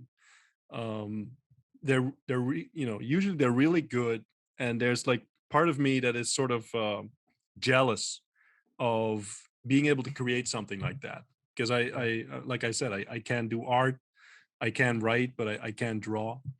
And I completely agree that the I think there's a very much a space for artists that are really capable and really good at their craft. There's a lot of beautiful digital art, but I don't see how you connect those guys to the masses yet. And Right. that's when I jokingly say that marketers ruin everything, that's sort of the thing, right? You have super talented people in the space that don't sell a single NFT, and then you have these Yep. guys saying, "Yeah, I'm gonna rug you." They sell out in seconds. Yeah. And that's just it. I mean, that's just it. I mean, we know, me and Derek, we got a friend, Jazzy, I mean, and she's Yeah, an amazing painter. I mean, very, Amazing. very good. I mean, I'm talking Oil about painter. full on realistic oil paint. I mean, just yeah, fucking phenomenal. And the crazy part is like, me and you joke all the time. We tell her what, start creating, NFTs, start getting stuff Mhm. out. But the truth is, I mean, that is the truth, is that at the end of the day, it's gonna be harder than hell. You know what I mean? Like, even yeah, as a person who has a phenomenal fucking artwork, it's very hard to do that without any marking, yeah, to get behind that stuff, because it is fucking flooded. It is, all these marketing companies and places, are being, bought out by these, yeah, people with, shit art, or whatever, that are like, oh, just pull my project up, or these meme arts and stuff. And it's just like, yeah. I don't know. But I think Tezos, I mean, I think they've done a pretty good job. I don't know how much money they actually make, these artists, but like yeah. Tezos, is it Tezos? I think that's the one, right? That mean you found a Well, couple of those that's the pieces. blockchain, but the website I can never pronounce it right. Nate told us how to, but it's like that high tech or whatever it's Yeah, called. yeah, but they've got But some. I but mean, but some of they those artists yeah, a have lot of that fucking 101s phenomenal and pieces. oh yeah, Yeah, yeah. I and bought a they're and lot they're off of there. right, and it's basically just like that. It's where they're making a painting in real life, or an artist would, right, and then they go to like a gallery, and then they host a sale or whatever, and they Yeah. sell that piece. It's the exact same thing. It's just digitally. You don't own a physical piece. You just get you have this digital piece of artwork that is no longer exist anywhere else. There's not 5,000 copies of it. This is the only existence. I mean, And I think it's awesome. And I really want to see that flourish, especially for a lot of those artists, because I think it is a very big, larger audience and medium, for them to take advantage of. It's just, yeah. I don't know if we're there yet. I don't know if we Now that have we're the talking platform. about it, like what is coming to my mind is that I think it's always been the case that in any like era of art, that you have a few gatekeepers that sort of determined which works were going to be visible to the masses and which weren't. I think that's why Van Gogh cut off his ear, or maybe had like a mental breakdown. I don't know, but probably that. No, he Probably. didn't have a mental breakdown if he cut off his ear. He Yeah, was normal. he thought that was a great idea, but that's always been the case, and I might be like might be a cynical outlook, but I think we're going to see the same thing with NFTs, where like you either get traction through like a gatekeeper or through like a lucky coincidence. But being like a talented artist is similar to being a really talented singer or something. It's great, but it's not enough to to Get you where be you need to be. Yep. exactly. Yeah, yeah. And Very I cool. think that's just a fact of life. That's not there's not much we can do about that. Right. Yeah, and I think I mean, and again, because I'm a marketer, and I feel like I don't want people to hate marketers. I will say, like, you can't put all the blame on. Like, the truth is, 90% of people in the NFT space, they're looking for the quick flip. They're looking Yeah, to just make a shit ton of money, yeah, and somehow everybody thinks that that's somehow going to be possible for 90% of the people. In order for the 5% that's making money to make money, the other 95% got to be losing money. I mean, yes, the exactly. money, like the money doesn't come, like, even though we all like money's make believe that the value has to come from somewhere, from someone else. I mean, Yes, whether you want to call money time, whether you want to call money value, whether you want to call money, I mean, yeah, it's coming from another person. So the 5% making these huge dollars in the space, you got to realize that money's coming from the other 95%. And you can't expect in the NFT space, if you're buying all these projects, these PFPs, because you think that they're all going to moon and they're all going to take, you're going to take a rocket to the moon. It's asinine to even think, like you're thinking completely backwards that's even a possibility. But in defense, like that is our job as marketers, is to make everybody think that that's going to happen for them. Like that's our job, is to sell these products for these people. I mean, it's literally what we're designed to do. And it's not that we're trying to, screw the 90% out of their money. It's just, that's what we're paid to do, to sell a product, a service.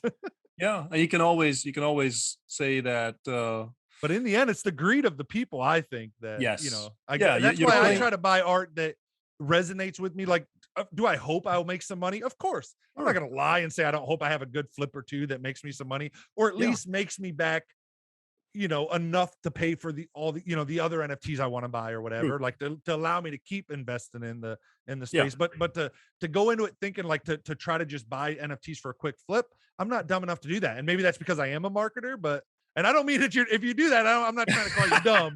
I said I was trying to save marketers. Now you're going to get more hate mail than I do. But you know what I'm saying? Like everybody in the space thinks that they're going to moon. Like the whole, we're all going to make it. WAGMI. We're all going to make it. Like that's the greatest marketing slogan. Like that was a marketer that came up with that, guys. That's awesome. Yeah.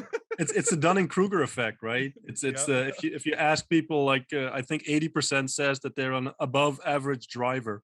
Yeah, and it's just the same thing. 100%. Yeah, no, I'm gonna make money. Yeah, sure you are. But I think that sort of the point that you make there about the greed, I think that's a big thing that also plays into why everything dumps after launch. I think that's a big deal. Because you lose like 90% of your audience if it dumps, because then they're on to, like a swarm of locusts, they're on to the next project, and let's try to make money there. But that's as far as let me turn it into your project, if you don't mind, just to kind of and like, I mean, you've had to experience that too. Like, how do you deal with that? As maybe from the marketing side, how do you deal with that 90% that kind of like, a lot of times we refer to them as like the herd mentality or what, like, how do you, like, because if you're trying to build something long-term, like Zombie Squirrels, where you're actually putting out, you want to put out a whole world of squirrels, or a whole story, a whole universe around that, put out, physical copies of like an art book, storybook around this universe. How do you deal with that? The masses of just like, they come in and then they just kind of, it almost like they when they leave, they almost take the whole steam of your community with them. And then how do you combat 100%. That? Like we had that thing with the Convicted Squirrels, because I mean, everything went towards launch, then it sort of implodes, and then you get the FUD, and then the people leaving, and it after that it's more or less dead. And that's why I say that we sort of took that as a learning experience and took it into the Zombie Squirrels, where right from the start we made sure to basically say, hey, this is what we're doing, this is what we're building, this is what's coming. And what we do is basically make sure that at least once a week, usually like 2 or 3 times, we either have an AMA or we talk to different projects or whatever. But we want to make sure that there's real humans behind it, right? Mm-hmm. So that people can hear that I'm here. And we didn't really, after the launch, we didn't get much of that. And I'm not sure, because like, to be real, like most people don't read everything I write or that we say. But we didn't have the experience very much of people leaving, because on one hand, like it's a pretty active and tight-knit community, and on the other hand, like we said from the start that it's going to be something for the longer term. So it didn't, like, much less so than the Convicted Squirrels. We didn't really have that with the Zombie Squirrels. So you and most pretty of the much people set expectations yeah, beforehand that, that I this think is that's going a to be big thing. a long-term project. We're not in it for the quick flip. You're probably not going to get a quick flip out of this. We're in it for the Well, long haul. let me say because it's an interesting question, because of course you have people saying like when is going to sell out, when when is the floor doing this or that. And the way I explained it is very simple. Like we a while ago there was a launch on IMX. I think it was something like IMX apes or monkeys or whatever. I can't remember the name now. And they started minting, and they didn't sell out like in 6 seconds, like you should as an NFT project. And but they made like a UI for a bridge function where you could bridge your IMX like L2 NFT to L1. Okay. And I don't understand what good it, why you would do that, really. Like, why the hell would you can do all things like without gas, but then you would transport it to the chain where you have to pay gas for everything. But that doesn't matter. Because what they did was do something where they were like the first in the space, and that news got to, I think, Gary V, and then he liked the post or something, or he said something about it, and then they were sold out. Like, click, and that was it. Right. And what you'll see is, if you're like, for us, we will be the first to release the hardcover book. We will be the first to release the playable card game. We will be the first to do the audio book. And if And just to confirm with the card game, we're talking physical, right? Physical, you're yes. making card, like physical cards. Okay. Yeah. Okay. I was thinking like digital. Okay. like exploding kittens or okay. unstable Yep. unicorns. Yeah. Yeah, very cool. Oh, And we're yeah, using that would the work perfect for Zombie Squirrels. Exactly. Right? That's what I'm thinking too. I Yeah. know, yeah. And we're using the pictures of the squirrels, so you'll Right. have your NFT on one of the cards, right? Which is fucking dope. Let's go. That's cool. And so you do all these cool stuff, and what will happen? Like, one of those things will make you blow up, and I can't say when, or I can't say which one it is, but it will. It's almost inevitable, because you keep doing these things that are, well, I mean, revolution. I'm not Innovative. Yeah, innovative. Yeah, Yeah. that's the better word. Like, the other thing sounds like we're taking over the world, but Zombie Squirrels to rule it all. Fuck Yes, yeah. the squirrel apocalypse. But you do stuff that is more or less on the cutting edge, and when you keep doing that, eventually you'll bust through. Like, in every other business I've ever had, that's been the case. So that's sort of, we're betting on that, and I see a lot of other collections or projects that are either betting on the launch, or betting on like the 1 in 10 million odds of being lucky and getting adopted by some whale or whatever. I don't think that is a very wise strategy. Hey, don't worry. I'll take the Stake in Memories Twitter account. I'll start commenting everything at Zombie Squirrels. I'll hit up all of the posts that I see. The Bored Ape members saying that they're going to give away 5,000 ETH like right now. Yeah. Like, if you like and retweet it, I'm gonna just start commenting Zombie Squirrels in my signature. Listen, if I just go that route, I'll just mass produce Zombie Squirrel shit everywhere, and then people will just be like, "What the fuck is this?" And somebody's gonna click on it, and they're gonna be like, "Dude, they're fucking building a book, bro. Let's go." Yes. I will say, not to like be the guy that rains on the parade, but I just have to bring it up or whatever. So I think a card game would be excellent for you guys. Yeah. I mean, with the, again, like talking about the exploding kittens and stuff, as soon as you said it, I'm like, oh wow. I was thinking like a digital one. And also the book's really cool. But I will say, I think Gary V came out with V Friends Uno. Did you see that? He just launched it like a day or two ago. Like an Uno game, but then It's with Uno, but with V cards. Actually, he partnered with Mattel. But so on the cool. cards is all of his little Hell yeah. V friend characters on it. Or Oh, whatever, that's pretty so. funny. I hadn't seen that, but that's So cool. It is really cool. Yeah. Yeah. It was But neat. the But V I think friends, that would still work. You probably like the V friends, right? The incredible design of the V friends. I like the see. I think that's right. I think there's different things, like different strokes for different folks, as the saying goes. Like Gary V, you're buying into the community. Even Bored Ape Clubs, like, it was the first in its history, but there is also a very strong, I mean, they host IRL parties. They Yes. host IRL art events. You know, they just did the big art event down in Miami. They had the big one. I mean, like they're doing IRL stuff, but it's more community focused. Yeah. You know, which obviously once those big communities exist, it's then hard for other people to do that. So again, you start having people innovate like you guys with a physical book, Yeah. physical card product. But I think like Gary Vee, like his drawings, like are they scribbles or whatever? Yeah, like, but it is cool that like it's like he didn't hire an artist. He made them himself. Yeah. And it's about the community. So I do respect that aspect of it, but do I like the artwork sucks? Like, come on. No.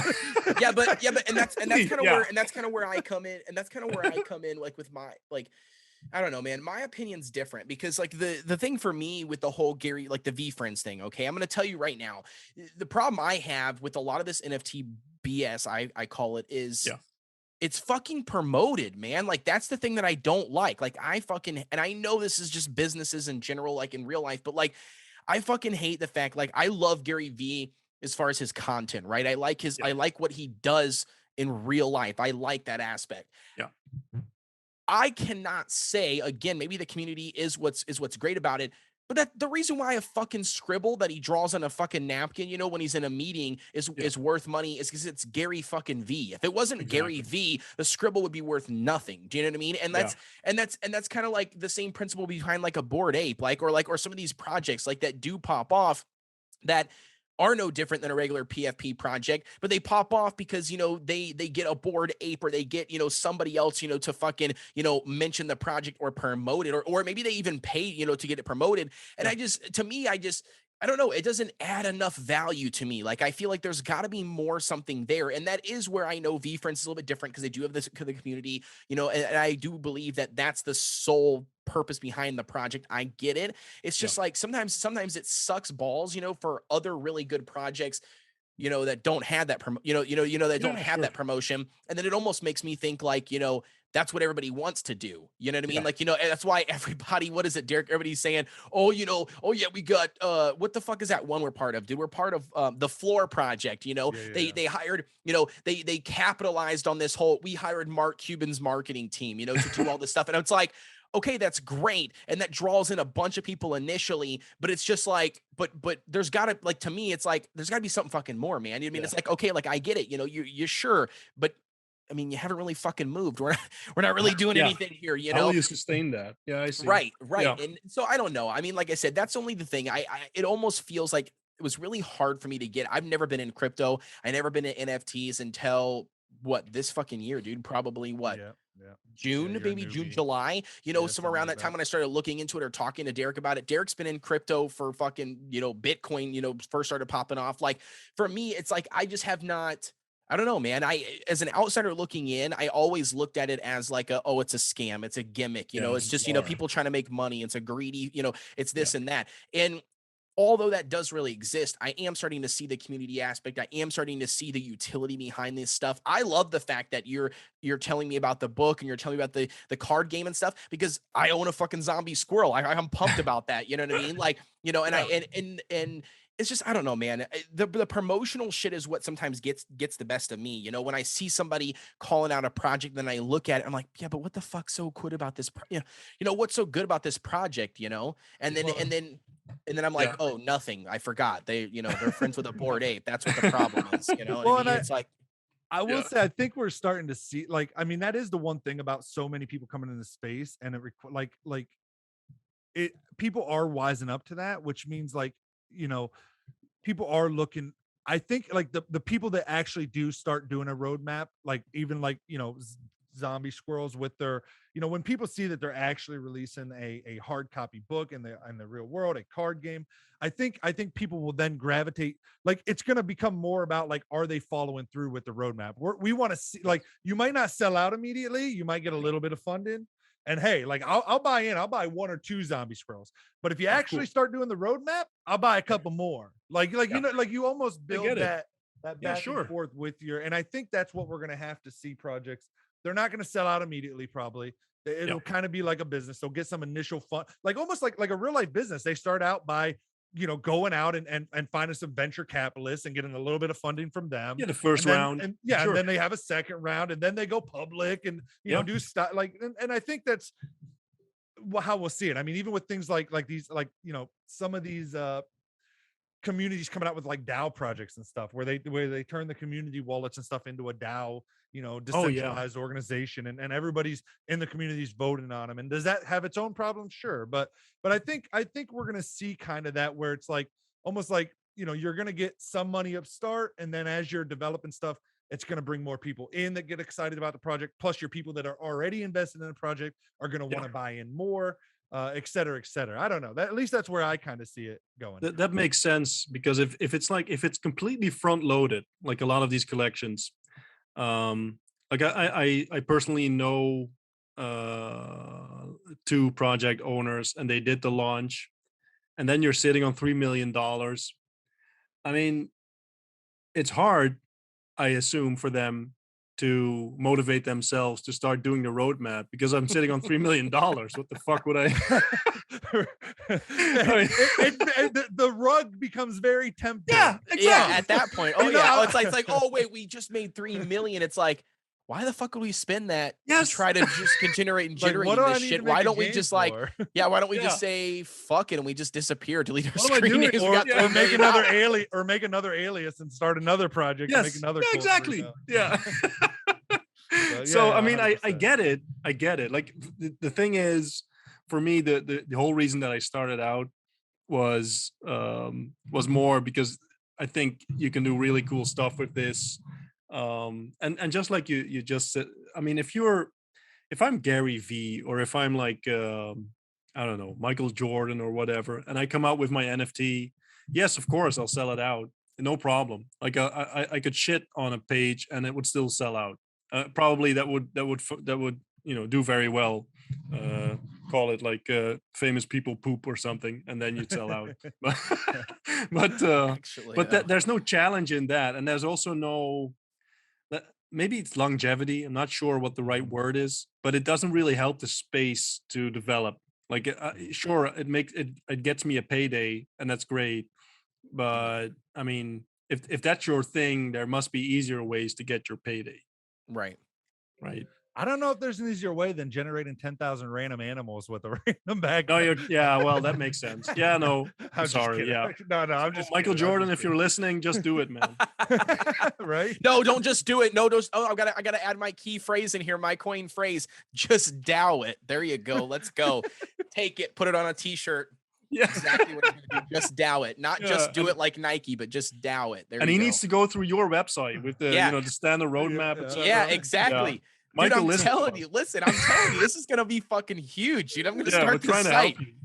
Oh, it's gonna be awesome. And we promise it's about the longevity. That's what we're Yes, asking. 100%. Yeah. Listen, if you right now are listening and you want to invest in my website, I'll be more than happy. I'll start a Kickstarter page, and then I'll also make sure that I'm coming out with a metaverse. So you might want to join in. You might Build want to the buy Michael into it. metaverse. Yeah. Exactly. You All can right. meet Michael there himself. Yes. All right. My friends, I know probably start to wrap up or whatever. I don't have a lot of questions left. I mean, we can go, I can talk forever, so we can go wherever anyone wants. But I did have just a couple kind of small questions I would like to finish up on, if that's okay. And then we'll see if Cody has anything as well. And then, you know, you're welcome to also plug anything you want to plug or anything like that, but we'll go through that. So so curious, my first question, are you willing to share what project you got rugged on? I'm curious. Or do you not want to say? Like I guess I'm more, and the reason I asked is not like to get, but I'm curious as to like what project made you decide like I want to make something different, is why I'm curious of what project it was. Not so much as like trying to blast them, but just no. like, I'm curious I what project completely- made you decide to do that. I completely understand. Like I can't name the project because like someone I would run the risk of I've been pretty vocal about it on my personal account. I would run the risk of doxing myself. So but more or less, like if I mention it, people wouldn't even know it. Like it wasn't a big thing. They sort of walked away with like $100,000 or something, which is a lot of money, but in NFT terms, it's not a lot of money. It's not a lot of money, right? Yeah, but it was a small thing, and let's hope that it was the catalyst for something much better. Fair, fair, Cool. fair. No worries. And then my last question, since you just talked about doxing yourself, Yeah. we asked you before we started this podcast. Well, actually, we asked you what do we refer to you as, Yeah. and you had mentioned. I mean, you said something about eventually doxing yourself. Yeah. So my question though is, I guess number one is, do you guys plan on doxing yourself at some point? Yes. Is that a plan or not? And if not, and either way, actually, like, do you feel that now, like in the NFT space now, that it's becoming more and more necessary, more and more necessary to dox yourself, uh, or like, what do you see? Because I'm kind of torn. Like, there's this whole ability on the internet to remain anonymous from Yeah. real life, which is cool, which is a cool part of the internet. It's a cool part of blockchain technology.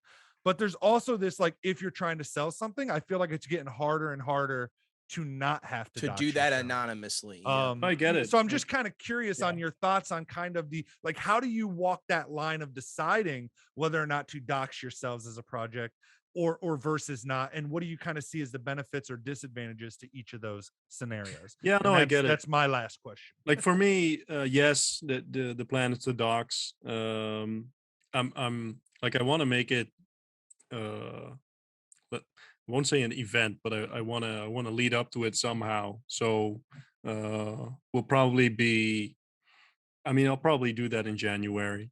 But I'm guessing that we have a very similar view on this topic where yes, it's nice that you can do stuff anonymously, but in the real world where we all live in, it's usually uh, your reason for being anonymous is not always benevolent. So Correct. a lot of the people wanting to stay anonymous are doing it because it's much easier to walk away if you're a cartoon character than with your real name. Mhm. For me, like when we started out with the NFT thing, I originally I had me, Death Nut, and one other partner, and 2 out of 3 said let's not dox. So I mean, I was fine with that. Right. Now we are, the two of us are left. I have no problem really doxing. Death Nut doesn't have a problem with it either. So we'll be doing that. And I honestly, I completely agree. Like I think, especially if with the money that's going around in NFTs, it makes a lot of sense to just come out, do it if in your real name. So if you turn out to be a rug pulling asshole, at least we can look you up and send a hitman or something. Not a bad way of looking at it, I guess. Fair, At this fair. point, at this point, we can just show up at your house and just beat you with a baseball bat or threaten you. I guess if something happened, I guess. But yeah, at least you have some recourse. Right. I do think it's an interesting agreed. conundrum though, because you just said, like, a lot of times if you don't want to be doxxed, it's because you're necessarily not benevolent. And I would just push back on that a little bit just for my own personal, because I've always kind of been anti, I'm libertarian a lot, to be honest. Is probably what I fall to most.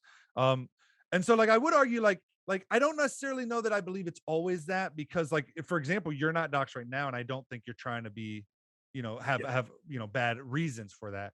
I do think there is, like, I think a lot of it personally is I think humanity, people don't trust other people as much as we used to, which is why I think blockchain works, and the whole trust system of how it works. And I think, like, people just, I don't know if they want to be necessarily anonymous because they plan to do evil things. I don't know that some of these people going into projects necessarily planned on rugging. Sure, of course, some of them do. But for the most part, I believe most of humanity is good people.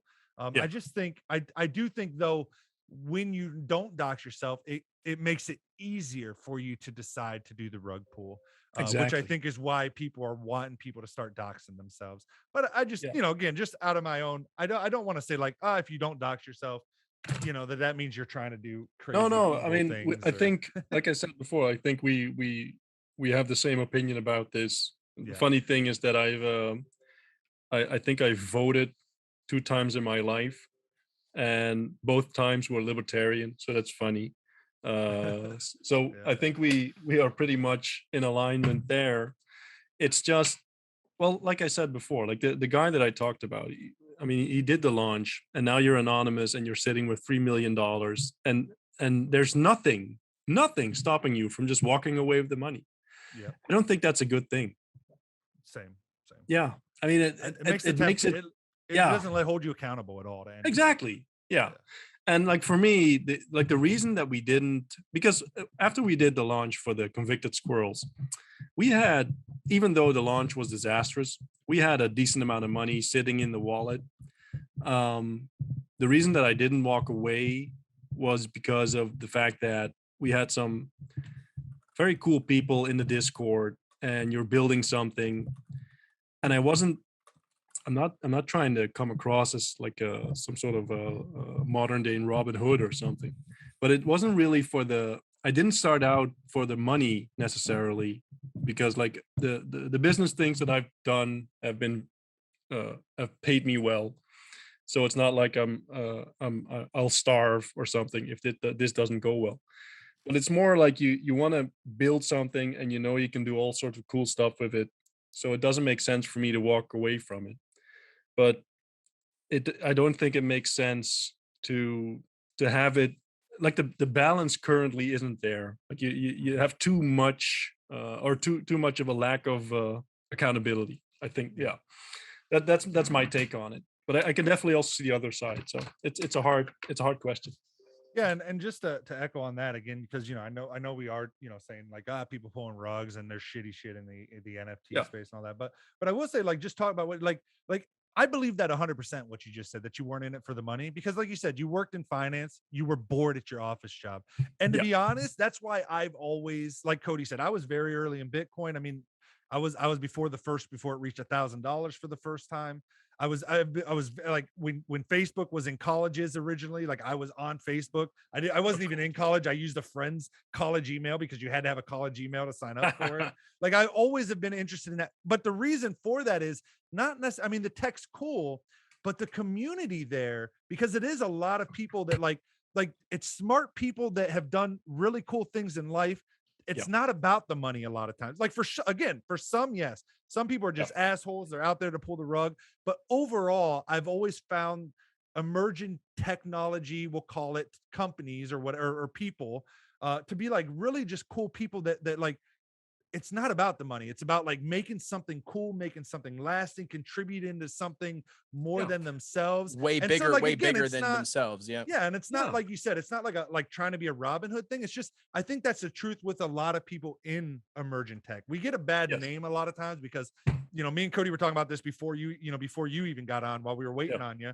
That like, I think a lot of people are just afraid of new tech and stuff, or skittish of it, and that's why we get like, there's all kinds of haters out there for NFTs. Oh, it's destroying the environment. Oh, and because they just don't. And I always tell Cody, like I don't get mad at those people because they're just ignorant. And I don't mean that word, like I literally mean it as the definition of they just don't know. They just don't understand. Yeah. And so like that's why I've always found that the new tech like NFTs, blockchain, Facebook, social media sites, even computers, even AOL. I mean, I was telling Cody, like I remember AOL came out. Everybody said, "Oh, the internet's a fad. It's just message boards. Yeah. It's just magazines online. You can just go to the store and buy a magazine." And then it turned into what it is. Same with Facebook. We socialize in real life. Like people didn't see that. Yeah, but your grandkids that you only get to see once every 3 months, now you can see pictures of them every day. Like they didn't see that it adds on to that stuff. Doesn't necessarily take away from it. And I don't know. So just kind of throwing that in there, that like I get it completely what you're saying, like that it's not about the money. Like if you wanted to make a ton of money, you stay in finance. Like everybody knows you can make a ton of money in finance. Yeah. Yeah. But it's boring as shit. Yeah, but it's boring as fuck. I mean, that's just it's exciting to be here. And it's funny, I can't remember where I picked it up, but when you're saying like the Facebook argument of socializing, etc.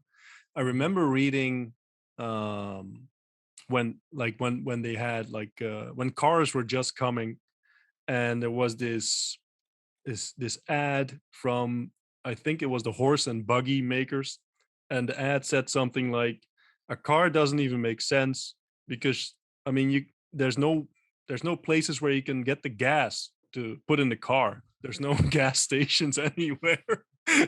That's a similar argument, right? That is Yeah, because no- that's. I mean, now look at us. Now you know we're leagues above that, and there's gas fucking everywhere. So But we're also humans because now that I mean, if you remember when Teslas first came out, there's nowhere to charge them.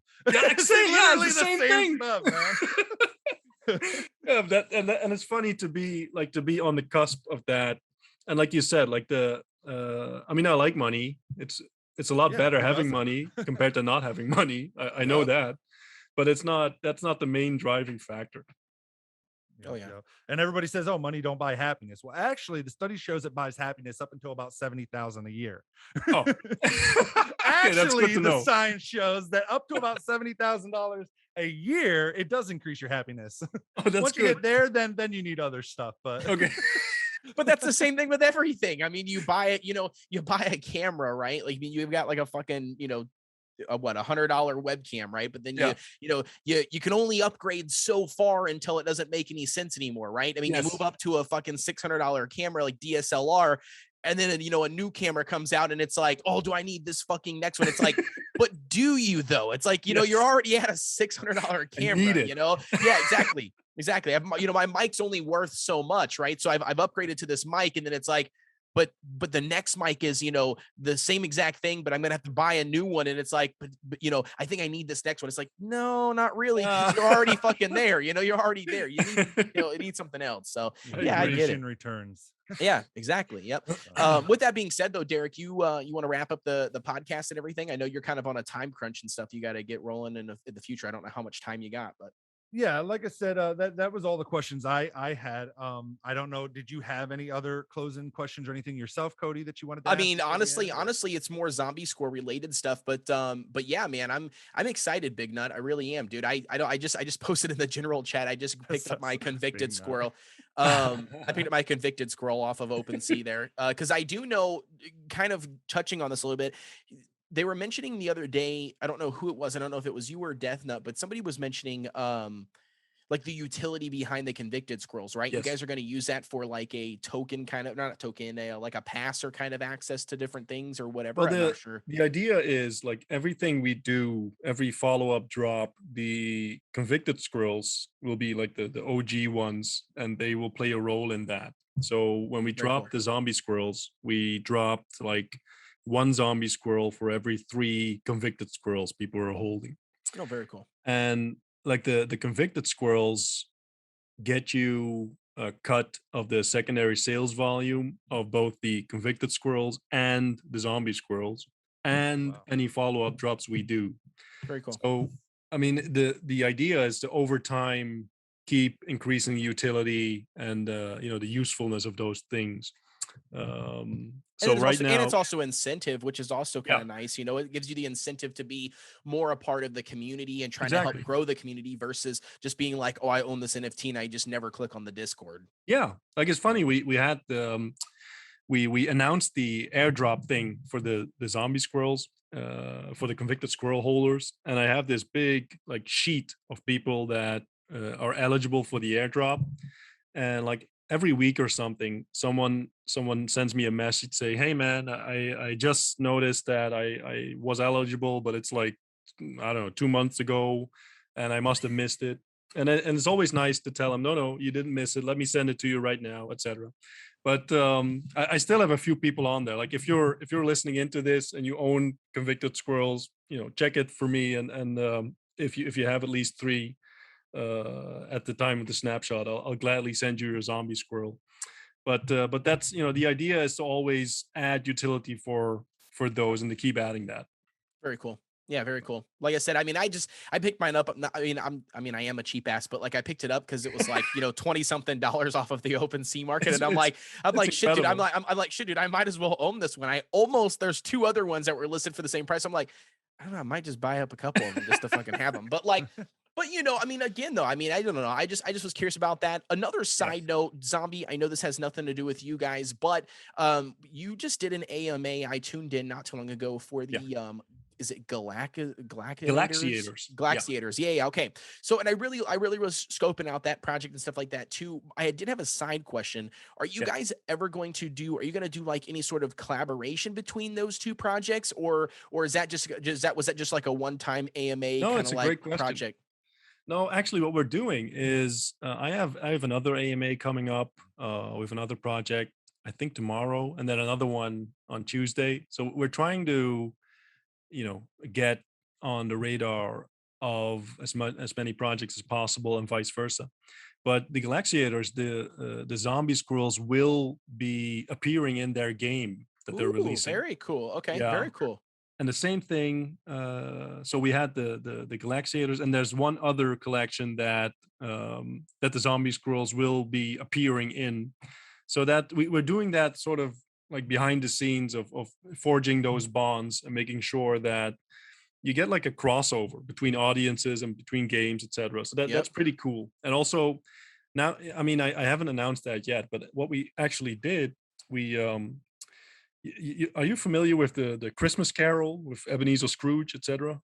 Yeah, yeah. You're talking about like, Okay, yeah, yeah, yeah, the story, yeah, right? yeah, Because yeah, yeah, yeah. I mean, I asked this question to 5 people, and 2 of the 5 didn't know what I was talking about. How Wow. can you not know about Scrooge? But yeah, Interesting.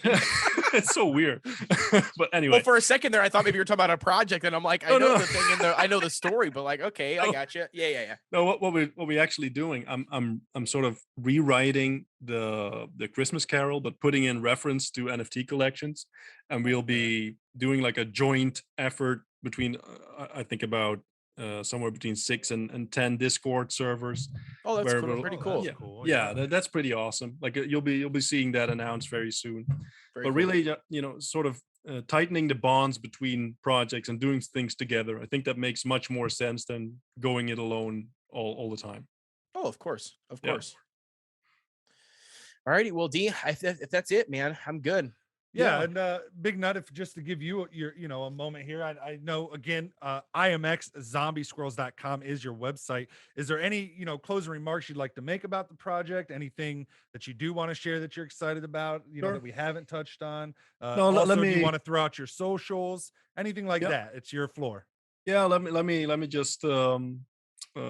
just finish up with a short summary. So you can mint your zombie squirrels on imxzombiesquirrels.com. You can join the Discord server, that is discord.gg/imxzombiesquirrels, and will be the first collection to release a hardcover book, first to release a physical playable card game. We're releasing the audio book. We may or may not be working on a game. So a lot of good things coming. You can follow along with the book. It's being written live in the Discord, and it'll be finished this month. I know because it takes up every waking moment of my time. And yeah, we will, we'll be glad to have you. Right now there's there's a thing going on, like if you mint at least one squirrel, you get like a, what do we call it, a jingle nut, and that gets you an entry into a daily drawing where we give away airdrops, and we are giving away a 1/1 squirrel uh, on December 25 and one on December 26. And Yeah, and these I are know not. that because I know that because I asked I asked that question yesterday. I said, so how do I know if my address is put in the, either they got like a roulette wheel, Yeah, And yeah, I'm like, yeah, yeah, how do I yeah. know what's in there? And then the response back was, you just have to trust me, I put it in there. And I'm like, oh, okay, all right, I guess my name's Really? on there Okay. somewhere. Okay. It's like, Let all me right, look cool. into that, because basically we're just taking the blockchain and like using that for the for the entries. But Yeah. let me make sure that that's transparent. And the like the 1/1s are like not lame, so it's not like it has a zebra background or something. They're actually pretty cool. Very cool. But yeah, that's basically it. Like I'll be glad to have anyone that's listening in. I think we're doing some cool stuff, and if you like it, mint one, and if you hate me, just contact Deathnut and he'll handle it for you. Great, great. And what's the Twitter of, is it IMX Zombie Squirrels for the Twitter too, or is it No, just the Zombie Twitter Squirrels? is No, let's because I know see. that's the social media of choice by most NFTers. Yeah, you're right. So, Wait, so just what to is throw it? that one out there too. At I know they can. It's probably everything's on the website. Also, I'm assuming like open Yeah, seas and but the Twitter. Twitter is at Squirrels NFT. at Squirrels NFT. Okay, awesome. So find them on the Twitter, guys. Show them some love. If you're listening to the podcast, let them know we sent you. Appreciate it. Big Nut, we really appreciate you coming on, talking with us. It has been a joy. When we started this podcast, it was kind of just, I mean, I don't know how long it's been now, but it was just kind of on a whim. Two dads chilling, hanging out, playing video games together. We were just doing it live on Twitch and just chatting about whatever chat told us to chat about.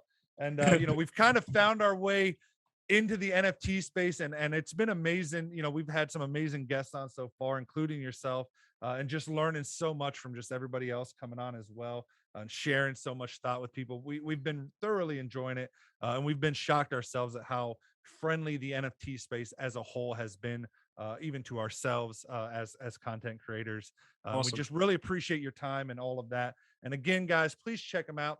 Cody, if you want to check out any of Cody's stuff, as always, Kodeations.com. Yep. That's where you can find all of his stuff. He has all of his links to all of his, social medias, everything. Myself, OMG, it's Derek.com. You'll find all my social links, all my portfolios, everything like that. We appreciate you guys tuning in as always, and we will see you guys on the next one. Peace out, everybody.